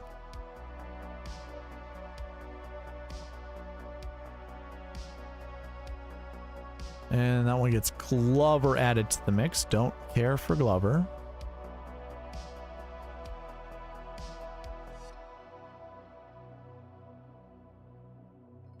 And we had CT Panda. That's fine. Okay. So I'm going to kick out Fishburn and bring back in Rico Hoey. And then I'll build 2 this way. And And then I got one more combo to do for you. This one's McNeely, Todd, Kim, Hughes, Hoey, Shank. That one's fine. We add Woodland instead of Shank, and I'll do one more and see if they switch up. If they don't, then I'll manually do it. They didn't. Hayden Springer, by the way. Let me bring him back. That's a name to keep. I will kick out Todd, though. So one more good one with this combo, and then I'll switch to a different combo. All right, good. Cole, Clark, Kim, Stevens, Hoey, and David Skins. That one's solid. How about one more? I like that one. Let's see if we can do another good one. Clark, Kim, Hughes, Stevens, Hoey, and Bridgman. Yeah, absolutely. That one's actually a really good one. Okay, so we've got a couple good ones to go. We're building a lot of lineups for you, which might be unfair to the rest of everyone else. This is the last one, though, so you're kind of on my... however long I can go. That's what I'm trying to say. My longevity. It's built on my longevity from here on out. There we go. We get a Theegala lineup. So I anchored around Fishburn and Hoey this time. So Theegala, Cole, Hughes, Fishburn, Hoey, and Bridgman. And let me kick out Hughes. Barry R, what's happening, man? Nice to see you. This one we get Connors, Hoagie, Cole, Hoey, Fishburn, and Bridgman. That is a really good lineup. I'm glad that we made that change. And one more. So this one I need to kick someone out. I think it's got to be Bridgman.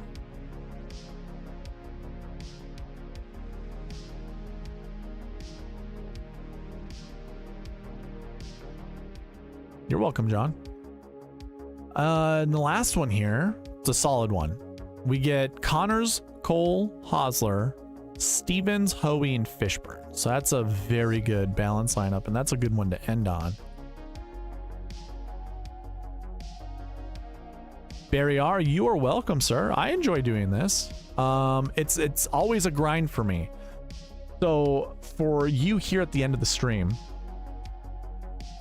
I have been working diligently on finishing my database. Obviously, you know, I've been working on that quite a bit. I got all of the player results and bucket system information all done. I'm currently working on updating my golf course table for my database. I am currently on the 2024 Wells Fargo Championship. Most of these updates are pretty easy. I just copy and paste from the year before.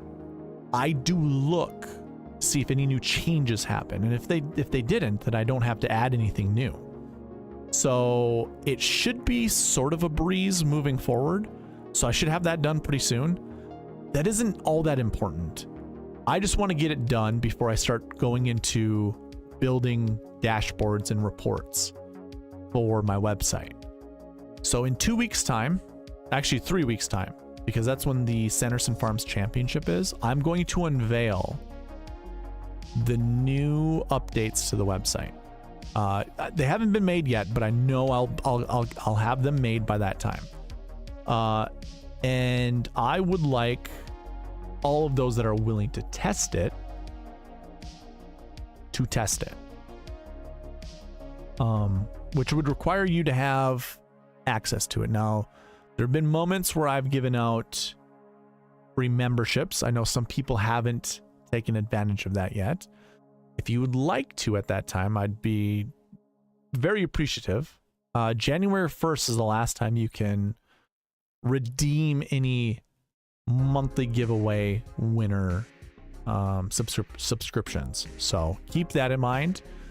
But yes, we have next week off, and then it is the President's Cup. I will not be doing President's Cup content. I might be doing website content, but I'm not going to be doing President's Cup content, so I won't be around for that. And really, those are the only updates I have left. John, you want to see a full lineup? Sure. What is your full lineup? You can put it in the chat.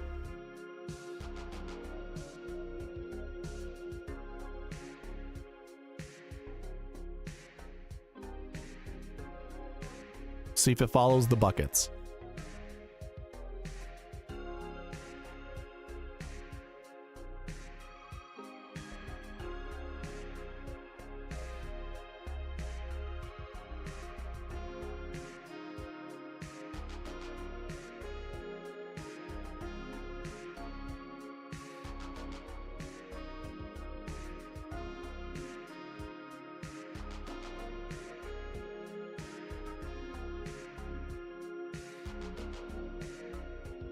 I guess as I'm waiting, let's see here.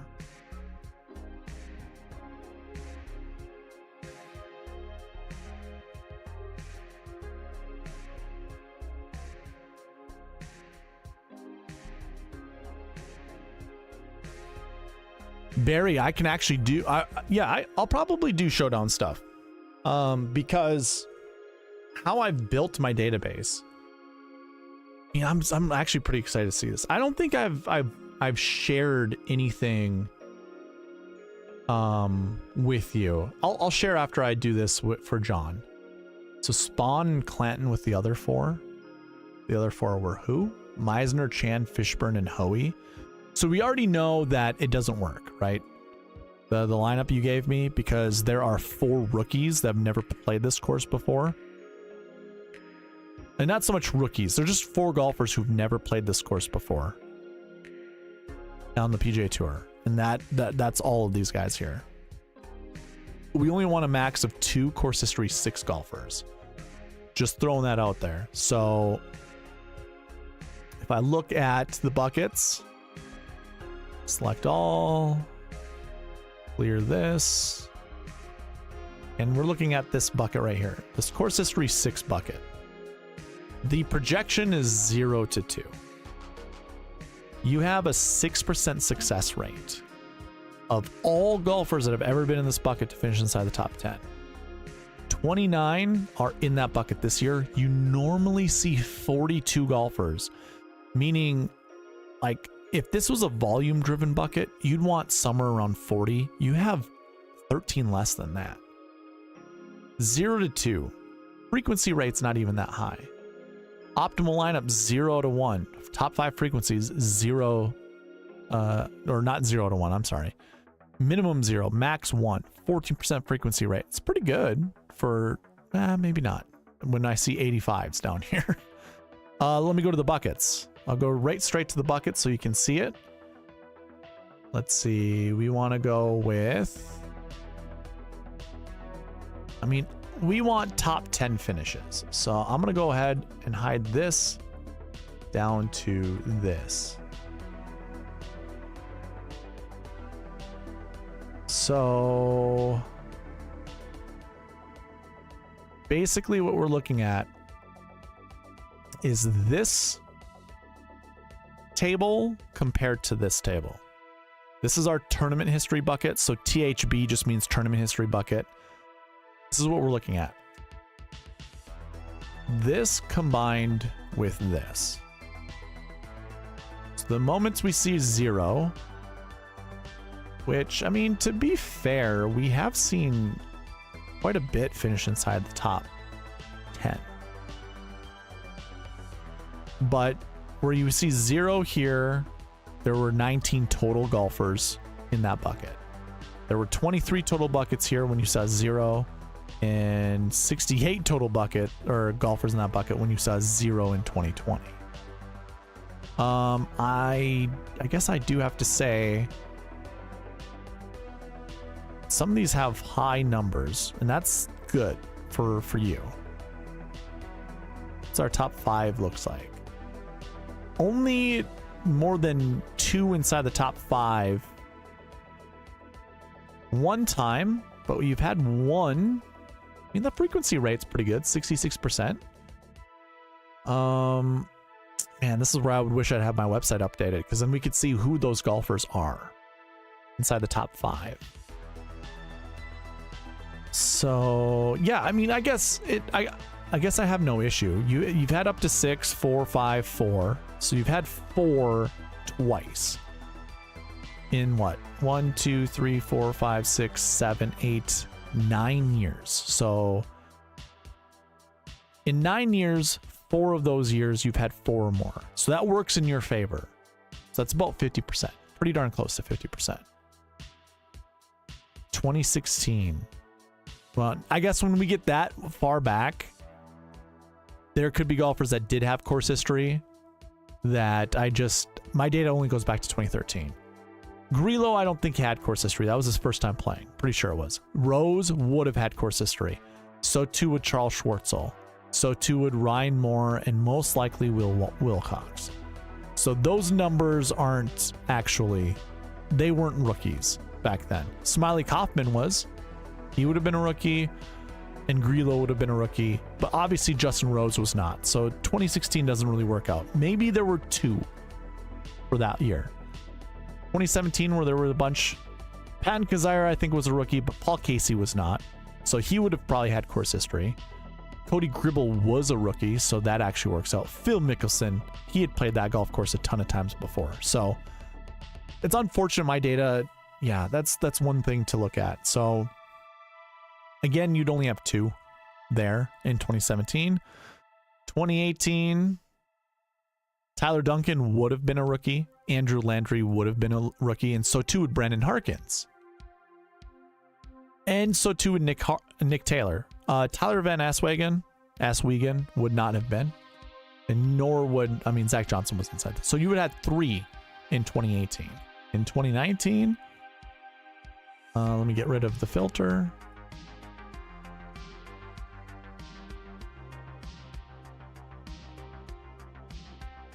Sungjae would have been a rookie. JB Holmes would not have been a rookie. Chase Wright and Jim Knaus would have been rookies. So you would add 3 there also. In 2020, you didn't have any. Okay. So really these numbers should be mitigated. This should be 3. I believe this should be 2 or 3. This should have been 2, and this should have been 2. Technically. So I think 3 is the most you're going to want to play when it comes to having golfers who have 0 course history. Fishburn truly doesn't have course history. Neither does rookie Rico Hoey. Neither does Mac Meissner or Chan Kim. None of them have course history. So those are true golfers who don't have course history. Versus like the Paul Caseys that I had in my data, who definitely would have had course history if my data didn't just only go back to 2013. So it just doesn't work. Like, you want me to run it with you with Spaun and Clanton. So even Clanton has 0 course history. Now you got 5 golfers that you want to put in your lineup. And then Spaun obviously does. So I'll look at all the other buckets and see if they all fit. So this one's good. The last year buckets is fine. Course history obviously does not work out. Recent form, we want 1 here, we got 1. We want no more than 3 in this bucket, we have 4. So that one breaks. We want 1 here, that's fine. We want 1 here, which we do not have. We do not have a strokes gained 4 golfer. And then what? We got 2 9s, 2 8s, 2 7s. That's fine. Nothing breaks with the Marquee Tee Times. And you have 5 PM golfers, which I don't have an issue with at all. And you're leaving $100 on the table. If this is a cash game lineup, by all means, go for it. Like, play it. No issue with that. A GPP winner? I'll tell you this. John, if you play this lineup, or if I should say this, if you choose not to play this lineup, and this lineup would make you $100 or more, and you chose not to play it because I'm telling you not to play it, I will give you $100. So only if this lineup were to make $100 or more in the $5 GPP, I'm going to preface that. the Drive the Green contest, if this lineup right here, if it would have made you $100 or more and you don't play it, I'll reimburse you for $100. But I just don't see it happening. It's a very skilled lineup, don't get me wrong. But if you're truly looking to win a GPP, I don't think this is the lineup that does it.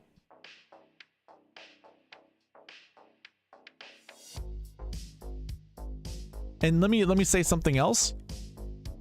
The potential's there. Don't get me wrong. The potential to win a GPP is there, but based off of historic stats, obviously all the stuff that I go through with the bucket system and stuff just tells me it won't. So it could be wrong. Could be wrong. I always follow the percentages though. That's all. I follow the percentages. Doesn't mean I'm going to be right. But it means I'm going to be right most of the time. But yeah, you play it at your own risk, man. Play it at your own risk. Barry, are you still in the chat? Because I'll show you something, Barry, if you are in the chat. If not, then I'll sign off. I got no issue. Calling her quits now. We're over 3 hours. Way longer than I thought we were going to go. Way longer than I anticipated.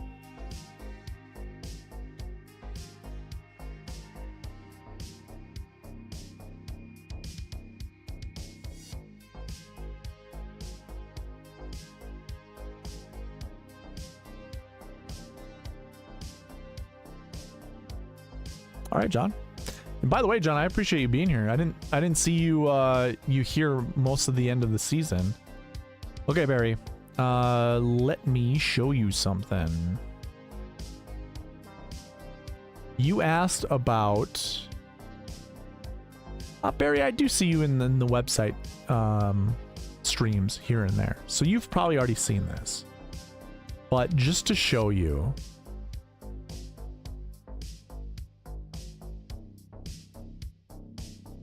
my pride and joy. What I think will change PGA DFS.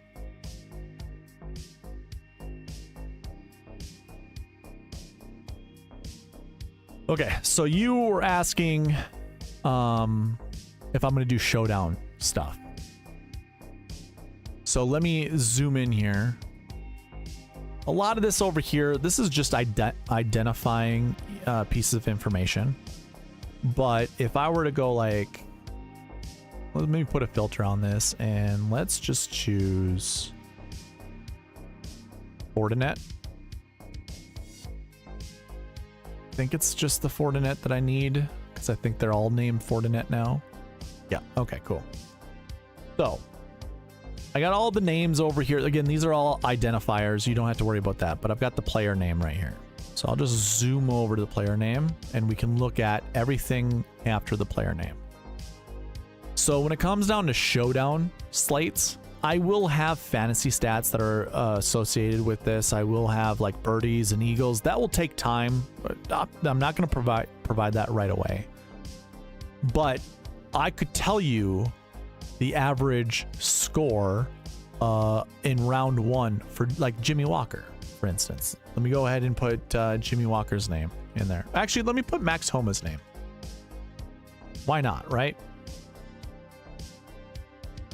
So Max Homa, we could do his average round one score, which is 71, by the way. So he doesn't really come out of the gates firing on all cylinders. When he won, the last time he won in 2023 or 2022 technically, shot a 65. The year before that, he shot a 67. Those were his two lowest rounds in round one. Now, I also have what his position was after round one right here. So in the times that he won, he was in second place after round one and in fourth place after round one in those previous years. So what I like about this is you get the average, their average score per round. So round 1, round 2, round 3. By the way, Max Homa, 1 round. Oh, no, 2 rounds, I guess. Sub 70 in round 3. So not super great round 3 at this event. That's what it looks like. Round 2 is pretty good, by the way. Only 3 rounds in the 70s. The rest of them are in the 60s. So round 2, Max Homa, watch out. And then we also have round 4 score. Now, basically what I like to see is what was his finishing position after round 1? And then what did he do in round 2 after having being in a good place? So in 2022, where he was finishing, he finished in 2nd place after round 1. He followed it up with the 67 and got himself, the lead basically. Now, the year before that, he was 4th after round 1 and then shot a 72, which wasn't super great. And he got bumped back to 24th. Well, what happens when he does that? Does he shoot really low scores? Going low, high, low? Maybe. I mean, it doesn't look that way, just looking at some of this data. Because basically I would want to see what was his average finishing position after round 3, and then what did he finish up? Pretty in the middle. Like, only 3 rounds he finished better after round 2 to round 3. So like I said, watch out for round 3 Max Homa. Round 2 Max Homa looks pretty good. Round 3 not so well. So I'm going to have different stats that are going to be able to provide that kind of information. This is just on this page. I also have detailed rounds that will show all of his strokes gain data that goes with it. That will help paint a picture. But yeah, I'm more. This is more of my showdown stuff. Here is the round by round summary table that I have. And this can obviously evolve into better stats. It could include averages and stuff like that, where you can see who, after round 1, after shooting a particular score, who is the best. Anyone who shoots over 71, who's the best bounce back candidate to shoot under, like 60s or better. So, like, that's what I plan to do with that type of information. We'll see how it looks when it comes down to building it on the dashboards. But yeah, that's kind of what my plan is. And like, it's just a ton of data. Pretty excited for it. So yeah, I got results, round by round summary, details, the round by round details, course history, recent form, stroke gain stats, like what were their stroke gain stats heading into the event, like how many strokes gain did they gain in the event, and then what were their stroke gain stats heading into the event, and that would be like the last 365 days. I can do more with this page. I can also go like, what was it in the last 24 and, yada, yada, yada. Like, what were their lead-in stats? And then what was their average finishing position with those types of lead-in stats? So I'm looking forward to that. I might need help with you guys. I'm thinking about creating a job page on my website of trying to tackle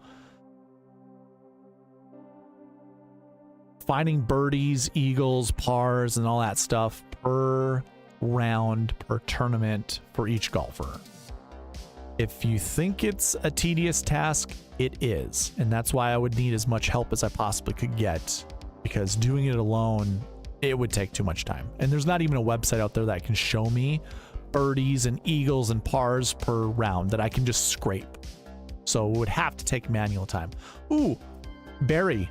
Here's the other beautiful page I have for Showdown. I like this page here might actually be the creme de la creme. I do Marquee Tee Times, right? Well, per player, I have what the round 1 tee time is, the round 2, round 3, round 4. Guess what? I also have their round 1 opponent that they played with, their round 2 opponent, or if they played with the second round 1 opponent, round 2 opponent, one, like either 1 golfer or 2.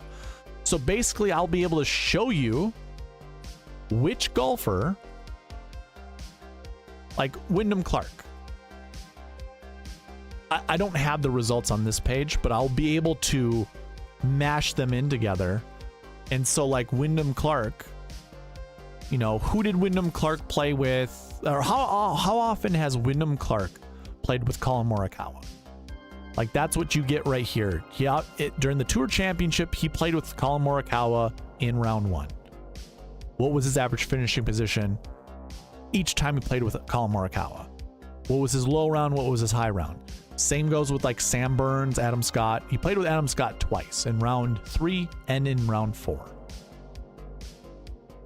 So I'm keeping track of all the golfers every other golfer has played with.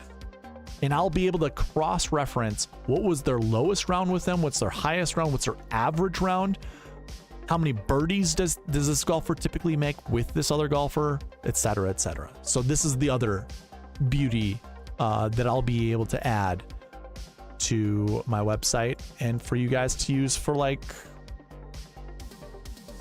I don't know what just happened.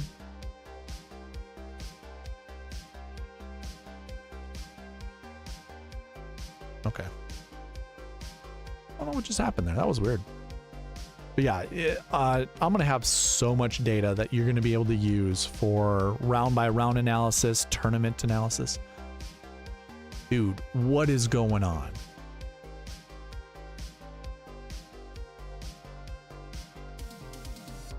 Stupid. But yeah. So that was, I've been working on that for a long time. I just finished it. Tour Championship week, I think. So yeah, looking forward to it, man. Pretty excited. I gotta go though. I gotta go. Let's see what else is in the chat. Me for everything. Took the summer off. Was extremely busy, says John. Like that for showdowns. Love it. Solid stuff. Do you think you could ever get DK? I got that heart symbol in the way.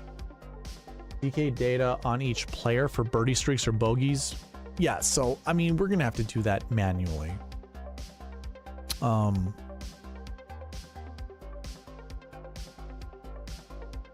me get this one. So basically, if I went like 2024 Fortinet Championship, and I go, there are some pages that are really good about this. So like, if I can find it, PGA Tour site is god awful, one of the worst. I think CBS is a pretty good one. ESPN is good. Okay, so I'll use ESPN. Is CBS not going to give me one? The hell, man.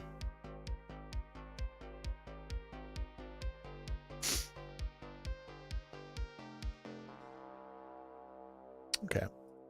Let me go to 2022, 2023 and go down to the Fortinet. Here. So it would be nice, the PGA, or if ESPN did this, but if you went to player stats, look at this. This looks wonderful, right? It shows how many eagles, birdies, pars, bogeys, double bogeys, all that kind of stuff. You think it does. Some of this is wrong though. And you got to go through and you got to count up. Does it equal to be 72 72 score? I don't know what the hell. 72 points, I guess. So you'd have to add them up. 1 plus 49 is 50 plus 18, 68 plus 4, 72. There we go. So that works. So this one actually works out. But look at this. It goes all the way down for all the golfers who made the cut. It doesn't have golfers who missed the cut data here. So I can actually go into this, copy and paste this, put it into my spreadsheet or in my database, but I'll only have it for golfers who made the cut. Doesn't that suck? I think that sucks. Likewise, if I go to, I think CBS is pretty good. I guess I got to put in the 2023 Fortinet Championship. CBS. Okay. So CBS has a good site when it comes to looking at scores. Here's what you'd have to do. This is the job that I think I'm going to put job boards on my website. And it's going to be like, go to the 2023 Fortinet Championship. And for each golfer, round 1, round 2, round 3, round 4, track how many birdies, how many bogeys, how many pars. It's tedious, I know. And then you'd have to eyeball it. Did they ever have 3 birdies in a row? So you'd have to record that. And then you would have to look to see if they had a bogey-free round. And then also you would have to figure out, were all 4 rounds in the 60s? And for Sahith Theegala last year at the Fortinet, shot 68, 64, 67, 68. Now with my database, I can just do that. No problem. Like I will see that, you know, he'll have 4 rounds in the 60s, but I won't be able to see how many birdie streaks he has. Obviously, it looks like he just had one birdie streak. So basically what I would, you know, whoever's doing this, if it's me or if it's one of you guys, you'd say Sahith during the 2023 only had 1 birdie streak. He had X amount of birdies, X amount of pars, X amount of eagles, X amount of bogeys, X amount of double bogeys, 4 rounds under 70, and I get, looks like 0 bogey-free rounds. Oh, no, he had 1 bogey-free round in round 3. So you have to keep track of all that stuff. Because to your point, DraftKings does not provide that information. I don't know a site that does. I know there used to be one, but they were also wrong with their data. And that was the advanced, I forget what it's called, ASAs with the advanced sports analytics. I think that was the page. And I downloaded their data and quickly found out a lot of it was wrong. And then when I went into it and I looked at each tournament and I looked at each golfer, the data was wrong. And once one tournament you see is wrong, you go look at a second tournament. When that data is wrong, you go to a third tournament, that data is wrong. You just don't trust it, period. There's no point in copying and yeah. So this is what I'd have to do. I have to do something like this. But anyways, I got to use the restroom, like really, really bad. So appreciate you all being here all the way up until now. Well, we almost on 4 hours, 3.5. Okay, that's cool. 3.5 hours is plenty good for me. I will see you guys in October 3rd for the Sanderson Farms Championship. I will not be